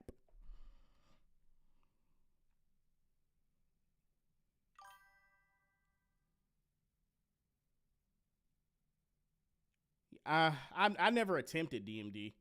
I do want to attempt DMD though. Like, since I've gotten back into the game and I'm a lot smarter and a lot better at video games now, especially as an adult, I think I could beat DMD. I'd die a fuck ton because that mode is hard and completely unbalanced, but I think I could beat it. Some of the best people at that game recommend that you don't play it because it's not fun. Maybe sometimes the point isn't to have fun. Maybe the point of it is to just beat the challenge. You know what I mean? Sportsmen are very weird like that.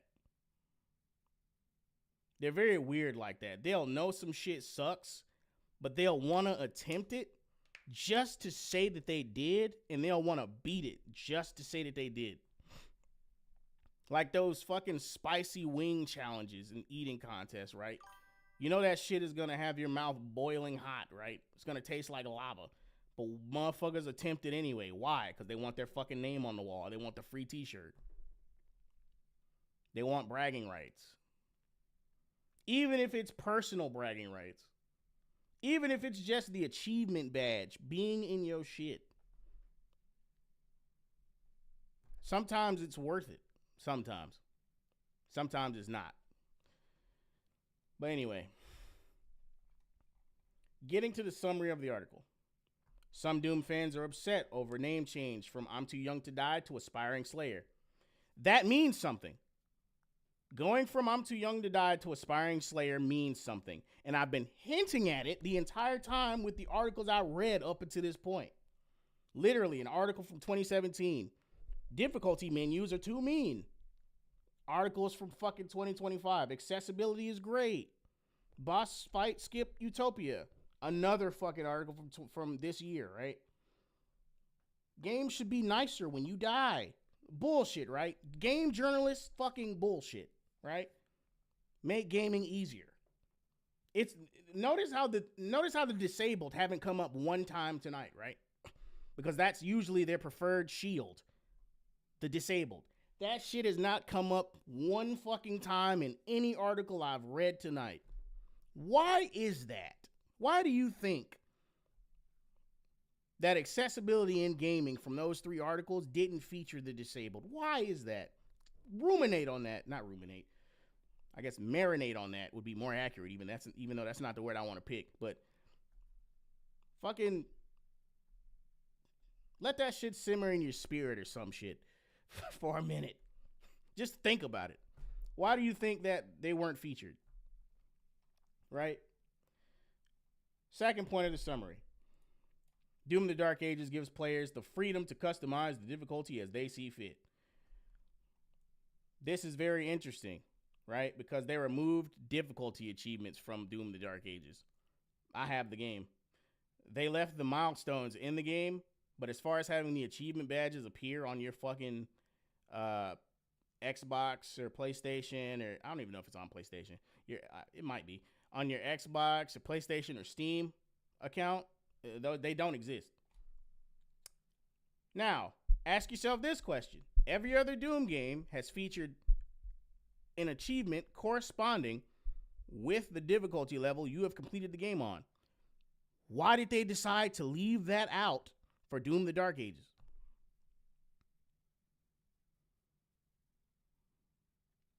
You won't have to guess for much longer. Just letting you know.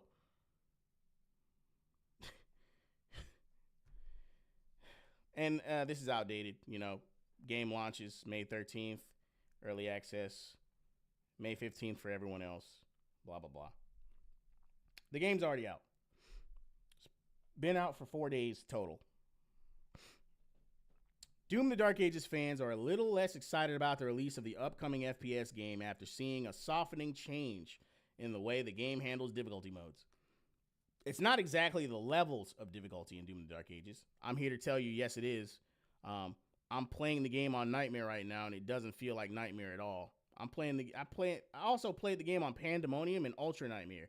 Ultra Nightmare doesn't feel Ultra Nightmare doesn't change the amount of damage and aggression enemies have. So I guess I should just stick with Nightmare, because the only thing that Pandemonium and Ultra Nightmare change is like the game over state. Ultra Nightmare, you die, the run is over forever. And fucking Pandemonium, if you run out of lives, the game is over. All right. But let's just stick with Nightmare. The shit feels too fucking easy. I'm here to tell you that shit right now. It's not exactly the levels of difficulty in Doom the Dark Ages that has players up in arms, but their names. Early access for Doom the Dark Ages opens on May 13th, giving players their first taste of an entirely new Doom game since the release of Eternal in 2020. This time around, the developers at id Software are providing players with a prequel to the 2016 Doom, and they will be stepping into the shoes of the Doom Slayer in a medieval-style setting as he fights as the last hope for a kingdom besieged by the minions of hell. Fans on Reddit have pointed out a recently revealed change in the game that seemingly swaps out difficulty mode I'm Too Young to Die, the Doom franchise's classic very easy mode, for a less player taunting mode called Aspiring Slayer. Many players are upset with that apparent name change, which seems to be the removal of a long-standing tradition featured in the franchise for more than 3 decades. There will also be difficulty sliders in Doom the Dark Ages, which will allow players to customize a variety of different gameplay elements, including the speed of and damage dealt by incoming projectile attacks, enemy aggression, and duration of day's effects. I'm telling you right now, standard settings for all these sliders, piss easy. Even on Nightmare.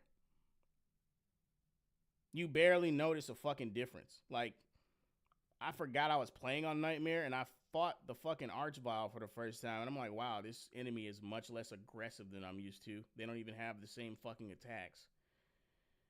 But then, of course, they changed the name of the Archvile in Doom the Dark Ages. I forgot what they call it now, but that's very clearly the fucking Archvile character model. But whatever.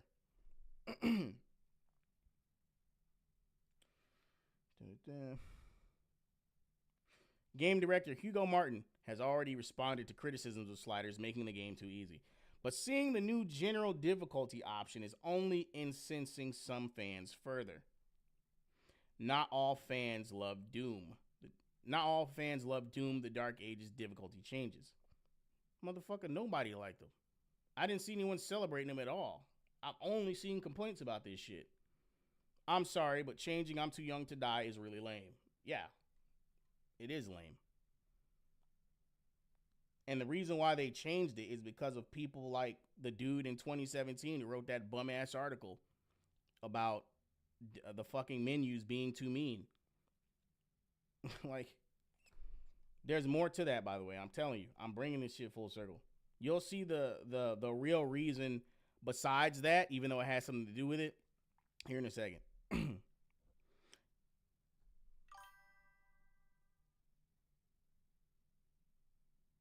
No. Well, the article I was talking about, it was a Kotaku article. But yes, you are seeing extensions of this discussion on Twitter. Like, most of the sources I'm about to show you are from Twitter. But yeah, it's on there too. At the launch of the original Doom from 1993, there were just 4 difficulty levels. I'm Too Young to Die, Hey, Not Too Rough, Hurt Me Plenty, and Ultra Violence. These modes persisted through the first 3 stages in the series, though Doom's Nightmare difficulty was later added in with an on-screen warning to players that they were in for an unfair experience. While they seem unhappy with the easiest mode's name change, fans are also curious about 2 other modes on the opposite end of the difficulty spectrum, which are called Pandemonium and Ultra Nightmare. Regardless of some of the longtime fans' gripes over naming conventions, there's still a lot of hype surrounding the upcoming FPS. Bethesda and id don't seem poised to slow down the momentum of the franchise either, as Martin and producer Marty Stratton are already eyeing the possibility of more prequels in the Doom franchise. For the love of God, please no. Please fucking no. God. Don't make any more Doom. Don't worry, Rage Boy. You'll see him. I'll put him up on screen for you. Plus, I'll be sharing. I've been posting about it on my wall anyway. You're going to see a lot of this stuff, and you're going to get evidence and sources for it regardless. So don't worry about not having Twitter. You don't need it. That's what I'm for. What do you think of the new naming conventions in Doom the Dark Ages difficulty settings? I'm a firm believer that games should be accessible to players of all skill levels, and id Software seems to get that concept with the addition of difficulty sliders in Doom the Dark Ages. That being said, a gentle ribbing of players who tend to opt for the easiest difficulty, which is usually me, at least on the first playthrough, isn't mean-spirited, and I'm confused by this change too. So this person is in favor of accessibility, which I'm sure they don't understand what that phrase has transmogrified to mean. And even they are confused by the change to soften the blow of changing the easiest difficulty to a different name. Excuse me, to soften the blow of the taunting nature of the easiest difficulty name. But anyway, nobody is happy about this, and I'm about to show you why it was changed. Right? This is why.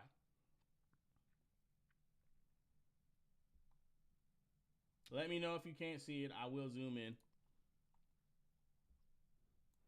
This is why they changed I'm Too Young to Die to Aspiring Slayer. What does that say in the top right? Entertainment Software Association. Accessible Games Initiative. Tag. By the way, I'm going to find this website because I'm pretty sure there's more shit on it. Tag.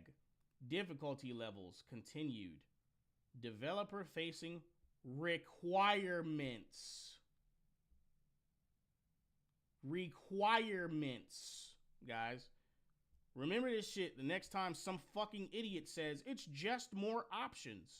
No, it's not. Requirements. Developer facing. Requirements. Providing granular control over settings is strongly recommended. Required. To let players match their abilities and preferences to the intended game experience. There is no intended game experience when you allow this level of granular customization. This is a contradiction in terms. It is a requirement by the Accessible Games Initiative to have difficulty modifiers, not difficulty sliders, not difficulty settings, difficulty modifiers. That is a requirement if you are being backed by this group. It's not a conspiracy. It's not a fucking theory. Live and direct. Right here. What's that next line say? When naming or describing different difficulty options, avoid indicating or explicitly stating that one option is better than another, such as this mode is the intended experience. I just fucking said this and I didn't even read this line. I just said there is no such thing as an intended experience with this amount of granular control over settings. I didn't even read this fucking line yet. They don't even want you to label a fucking mode as the intended experience. They're already contradicting themselves. Saying this is the correct way to play, essentially, is too mean. This is the way the game was meant to be played is too mean. Even though in the past, one of the creators said, nightmare difficulty is the intended way to play Doom.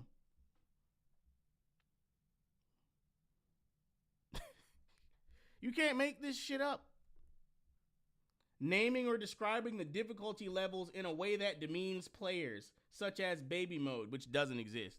It just has baby paraphernalia next to it. There might be a difficulty called baby mode in some game. I'm pretty sure it doesn't fucking exist. I've never seen it. But I'm Too Young to Die is gone for this reason. And if they make another Wolfenstein, Can I Play Daddy will also be gone. And it is because it is ideologically and politically motivated. Fact, not opinion.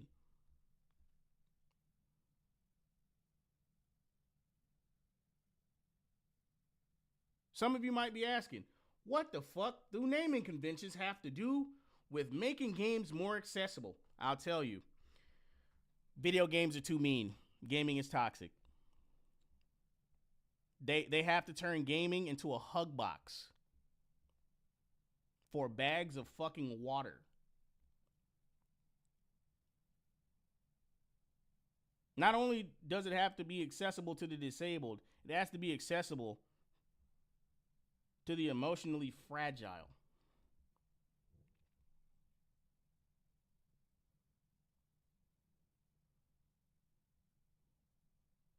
If you don't believe what I've been saying at this point, you have to be obfuscating for the opposition. There's no other option. It's right here in black and fucking white. There's more to this than that. Oh, that was me announcing the stream on Twitter. I want to highlight another end of this discussion, right? Because all this talk about more options and granularity in settings and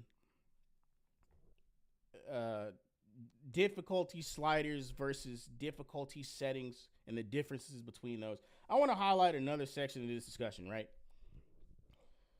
Because the phrase player choice has also been getting thrown around for as long as I can remember, especially recently. Especially came up when Kingdom Come Deliverance 2 came out. Player choice, as if all choice is good choice and certain choices can't irreparably damage a game's formula, right? People want to say, who cares how you play your video game, right? And hang on, let me find the other tweet. This right here. In this meme, you'll see, you know, the West with the pride flag. You'll see this meme making fun of the idea. I don't know if you can see that. It's really small. I'll read it to you. Making fun of the idea that in the West, you have fucking difficulty modifiers. You know, damage to player, damage to demons, enemy projectile speed, etc. To essentially make the game easier. Like, even easier than easy mode. Like, you can put this shit on easy and still make it even fucking easier. Which, why the fuck do you need that? Versus the Eastern philosophy of, we don't want to include a difficulty selection because we want to bring everyone to the same level of discussion and the same level of enjoyment.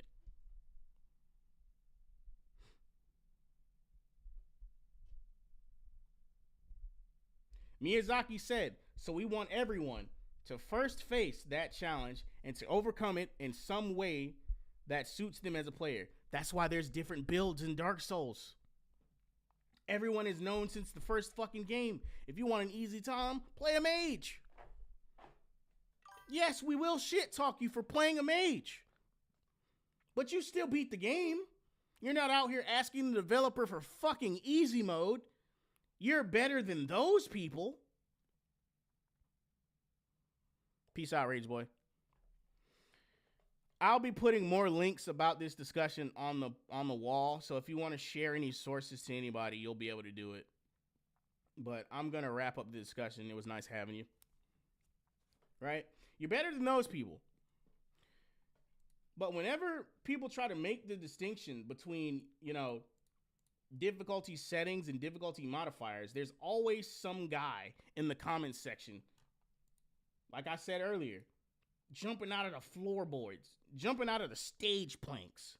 Who cares if someone else is playing on an easier difficulty? It's a game. It's about having fun. And then here I go, because I replied to this guy. People say this and then shit on DSP for playing like a camper, or that one guy for playing Doom like it's CSGO. It's going way beyond selecting a developer balanced difficulty setting. Look at those modifiers. Should that really be a standard across all of gaming? Of course they said it should be in their next comment. Maybe I can show you that, just so you know I'm not bullshitting. Why not? If you want it on really hard, that option's there for you. If you want normal, it's there. If you want easy, it's there. This is all wrong, by the way. Like I said, even Ultra Nightmare, even Nightmare is easy as fuck in Doom the Dark Ages.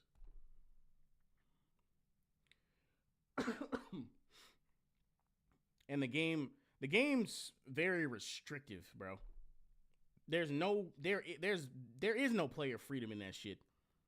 There is no room for experimentation. That's what's been going on throughout all of gaming in every fucking game genre. Take away experimentation, fluidity, glue everybody's feet to the fucking floor and give them two options. And that's what fucking Doom the Dark Ages feels like. The entire game's built around the shield. Everything is fucking red and green. Everything's, the entire world is cut out for you. That's what it feels like. But anyway, you'll have people like this. Who cares how you play a game, right? And this is me showing the duplicitous nature of our fractured subculture right now. Who cares how you play a game, but at the same time, bro, I don't really care how people play games, but this is hilarious, right? And this guy, I'm not Kyle, I'm not shitting on him, like, because sometimes I see clips of people failing at games, and that shit is funny. That doesn't mean I give a fuck how they play the game, right? That both of those things can be true at the same time. I can not care and something be funny. So I get that. But here's the thing, right? People would still shit on this PlayStation.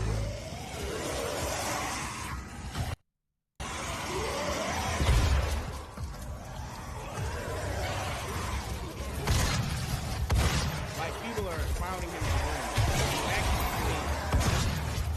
Like, a lot of people are saying, you think of how you play Doom. I mean, sure.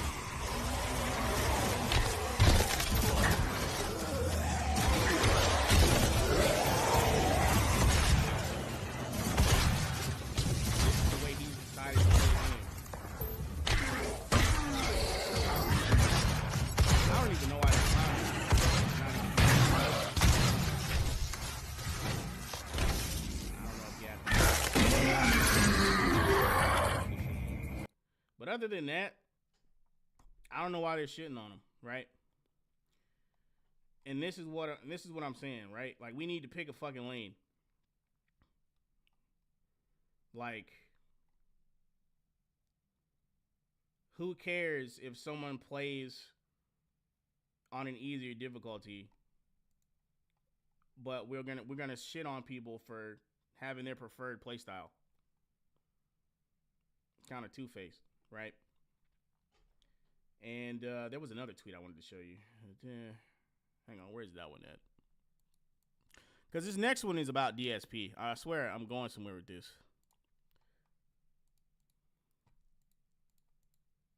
Fuck, where is it?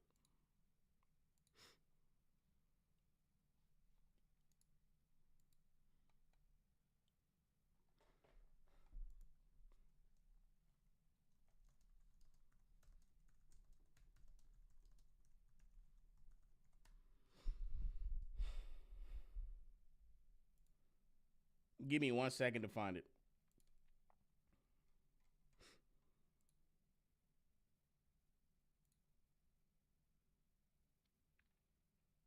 If you play Doom like this, uninstall.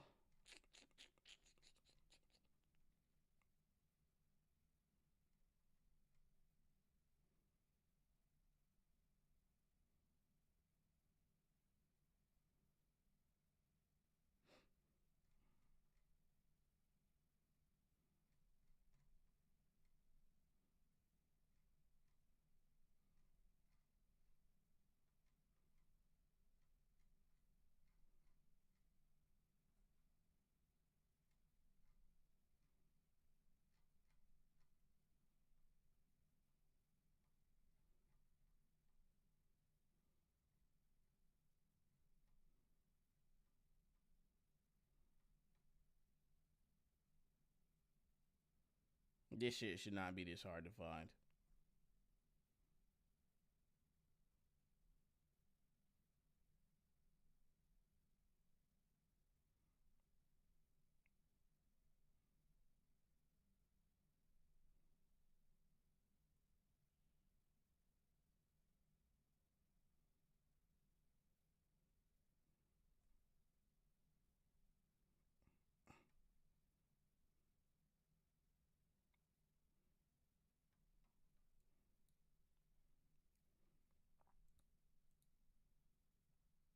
Oh shit! Okay, all right, I got it.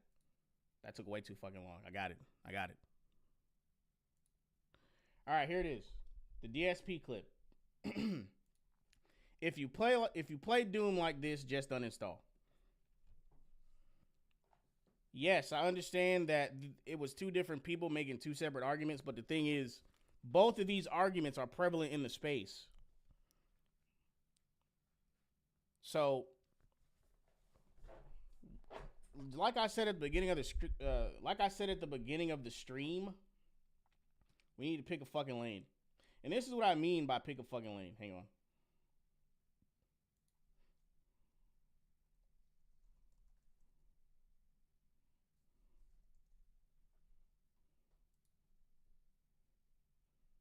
Because I made a meme specifically for this explanation because I want people to see those two statements right next to each other, just so they can fully grasp the point I'm making.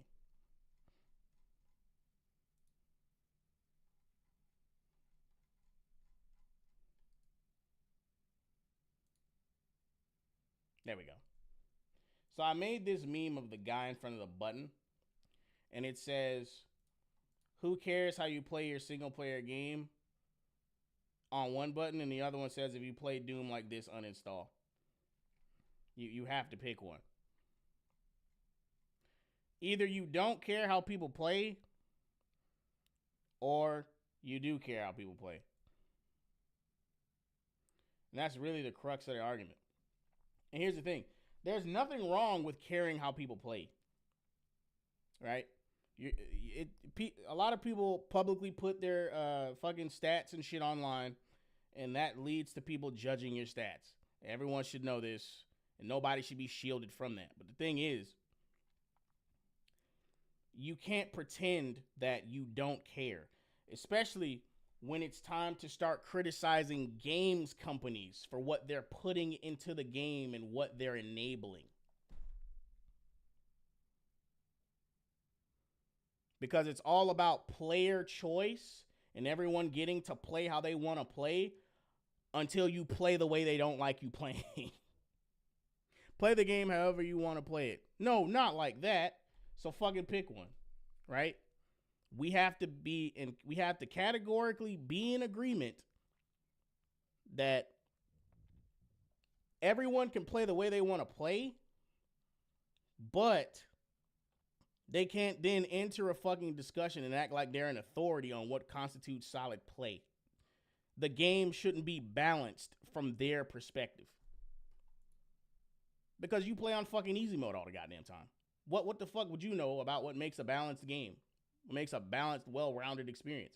You play on the lowest fucking settings. You play the bare minimum.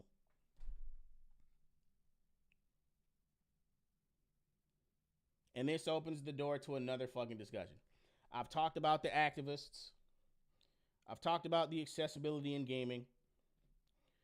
I've talked about these same people wanting to turn gaming into a hug box. And now we're here. The pick a lane discussion.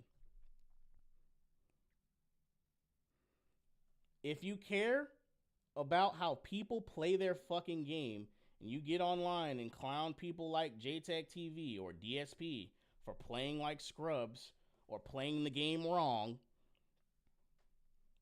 stop fucking telling me it's about player choice whenever I say shit like, where's my comment at? Because I responded to this directly. Let me find my comment real quick because I'm tying this point together. Because people are all about player choice until it's time to fucking criticize the games companies and the fucking activists that work for them. Hang on. That's really the crux of my point.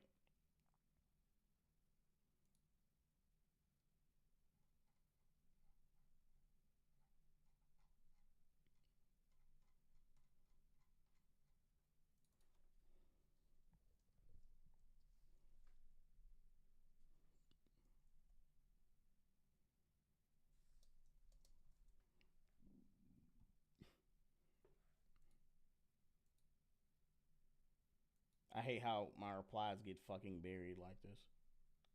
But it is what it is.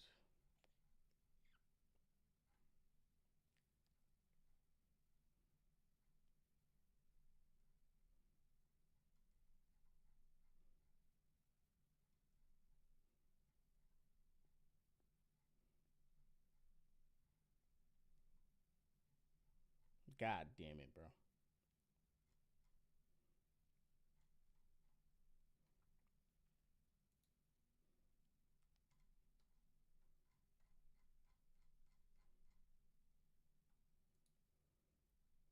All right. I fucking found it. Holy shit. Right, so back to the DSP tweet. Found my fucking comment. Right.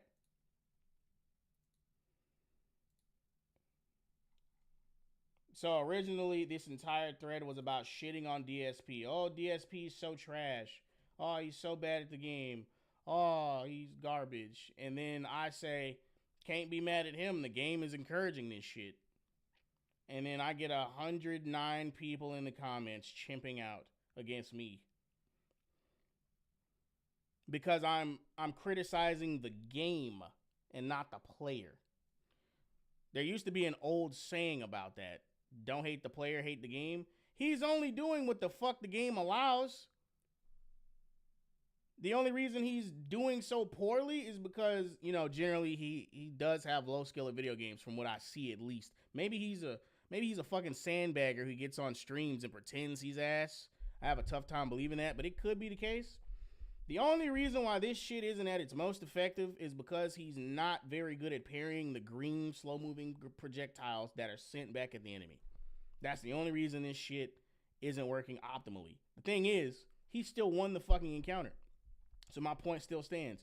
You can't be mad at him. It's what the game encourages. The entire Doom the Dark Ages game encourages reactive play. The entire game is built behind a shield. You parry. The parry window is fucking generous as shit. If you parry the Archviles, you get an instant glory kill animation. They get put in kill state immediately, and you just walk over and press the fucking execution button. Press R3 and they're out of there. You're actively rewarded for deciding to parry instead of shoot.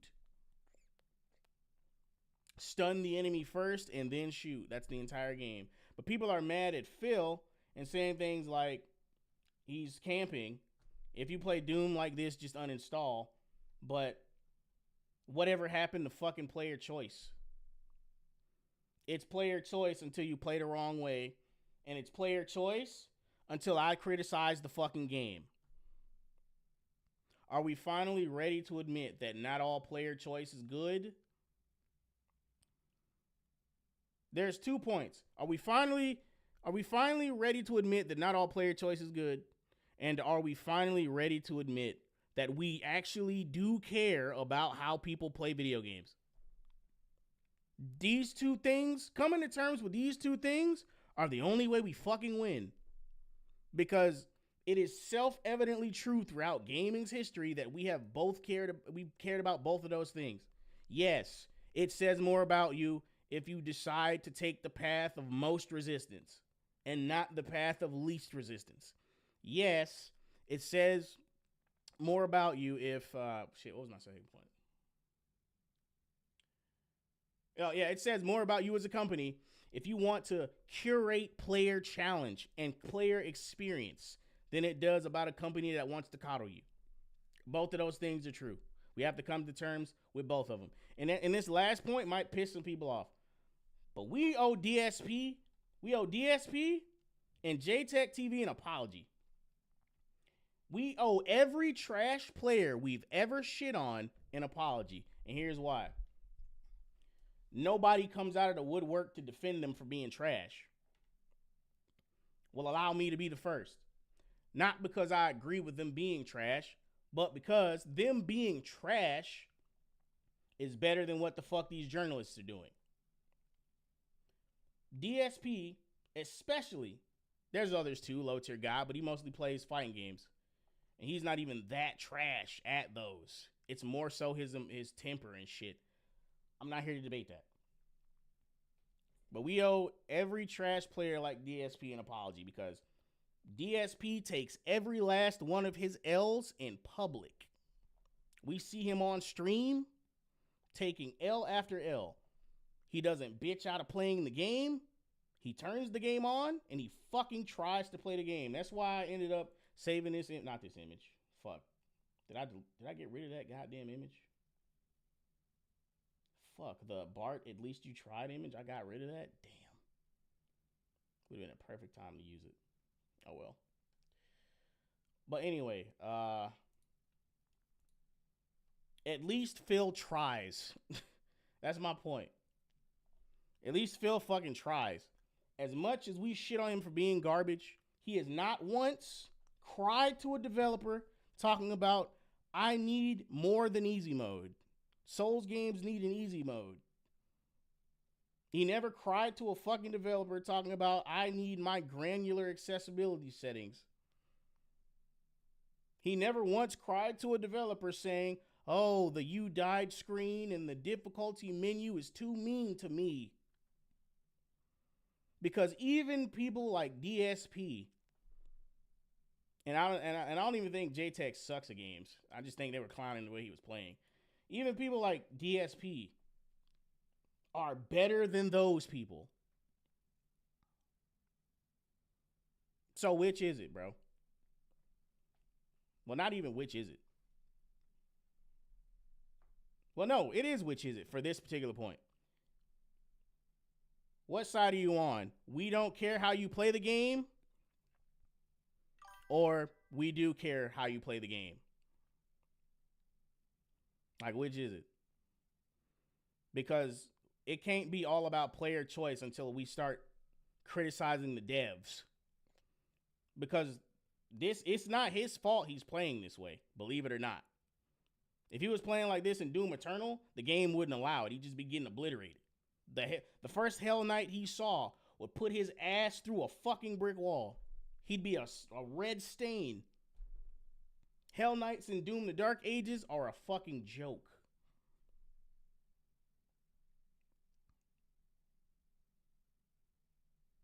He never said that shit one time. Ever. DSP has never said Souls games need an easy mode. As much shit as we give him. We owe that man an apology.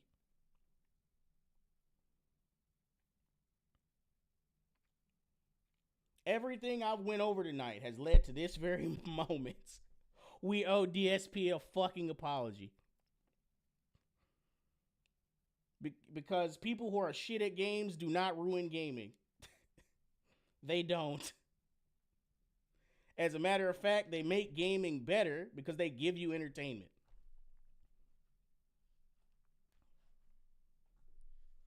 I don't even know why people waste time clowning him instead of just playing a game. I'd rather watch someone who was good at a game. I don't understand lol cows. I really don't. I just don't. But there you go. That's my entire point. That's why I read all those articles. I proved to you that activists exist in the space. Fact, not opinion. Not a conspiracy theory. They're saying it out loud. Prove to you that it is agenda driven. That accessibility is in games. And I also proved it was woke a while back. It is absolutely woke. It is a product of social justice ideology, whatever the fuck you want to call it. And even if it wasn't, it would still be a problem. That's the thing. Who gives a shit if it's woke or not? It makes games worse. I'm glad I thought of that, by the way, because that's also very important. There's more to life than woke. Woke is not the only thing that can ruin games. Weak can also ruin games. Because to be honest with you, I don't really give a shit to prove. I think the only reason I wanted to prove it was woke is because people were saying it wasn't. It absolutely is, but it doesn't fucking matter if it's woke or not. It doesn't. That's a much better position, actually. But sometimes I just get goaded into proving shit because people are telling me. People are basically calling me a liar if I don't prove it. So I have to prove the shit. But now that I have proven it, it doesn't fucking matter. It makes games worse anyway. So who cares? Every facet of this should be opposed at every fucking turn. I will be playing Doom the Dark Ages. I don't know when the next time is I'll be able to stream it. I might do some pre-recorded stuff.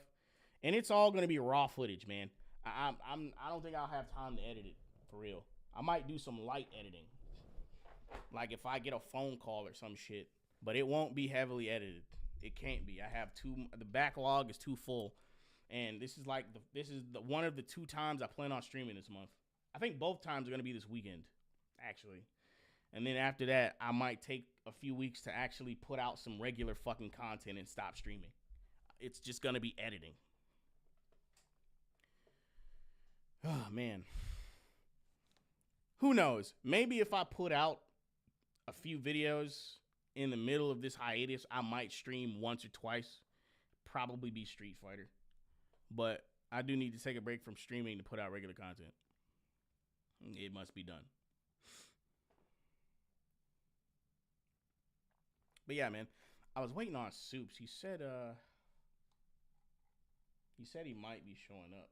But I don't think he'll be able to make it, which is fine. Hopefully I'll still get to talk to him. I'll still do that. But yeah, man, that was my point. This video might actually end up getting edited because We Owe DSP an Apology is a great clickbait title. It's a great clickbait title. So I'm probably going to use it. I'm going to put Phil's face in it and do the red and white lettering shit and keep the video under 7 minutes and shit. And I'm going to post it. But yeah, man. This is going to be it for your episode of The Monkey's Paw. Appreciate you guys joining. Don't forget to like, share, subscribe. Click links in the description to keep your fingers on the pulse of Cosmogod. I'm your gracious host, Kaine Walker. I'm signing off. And I will see you all again next time. Peace. By the way, if you still don't understand my argument, feel free to put it down in the comments or on a wall post and I'll explain it to you. I'm pretty sure I got the fucking point across. All right. Peace.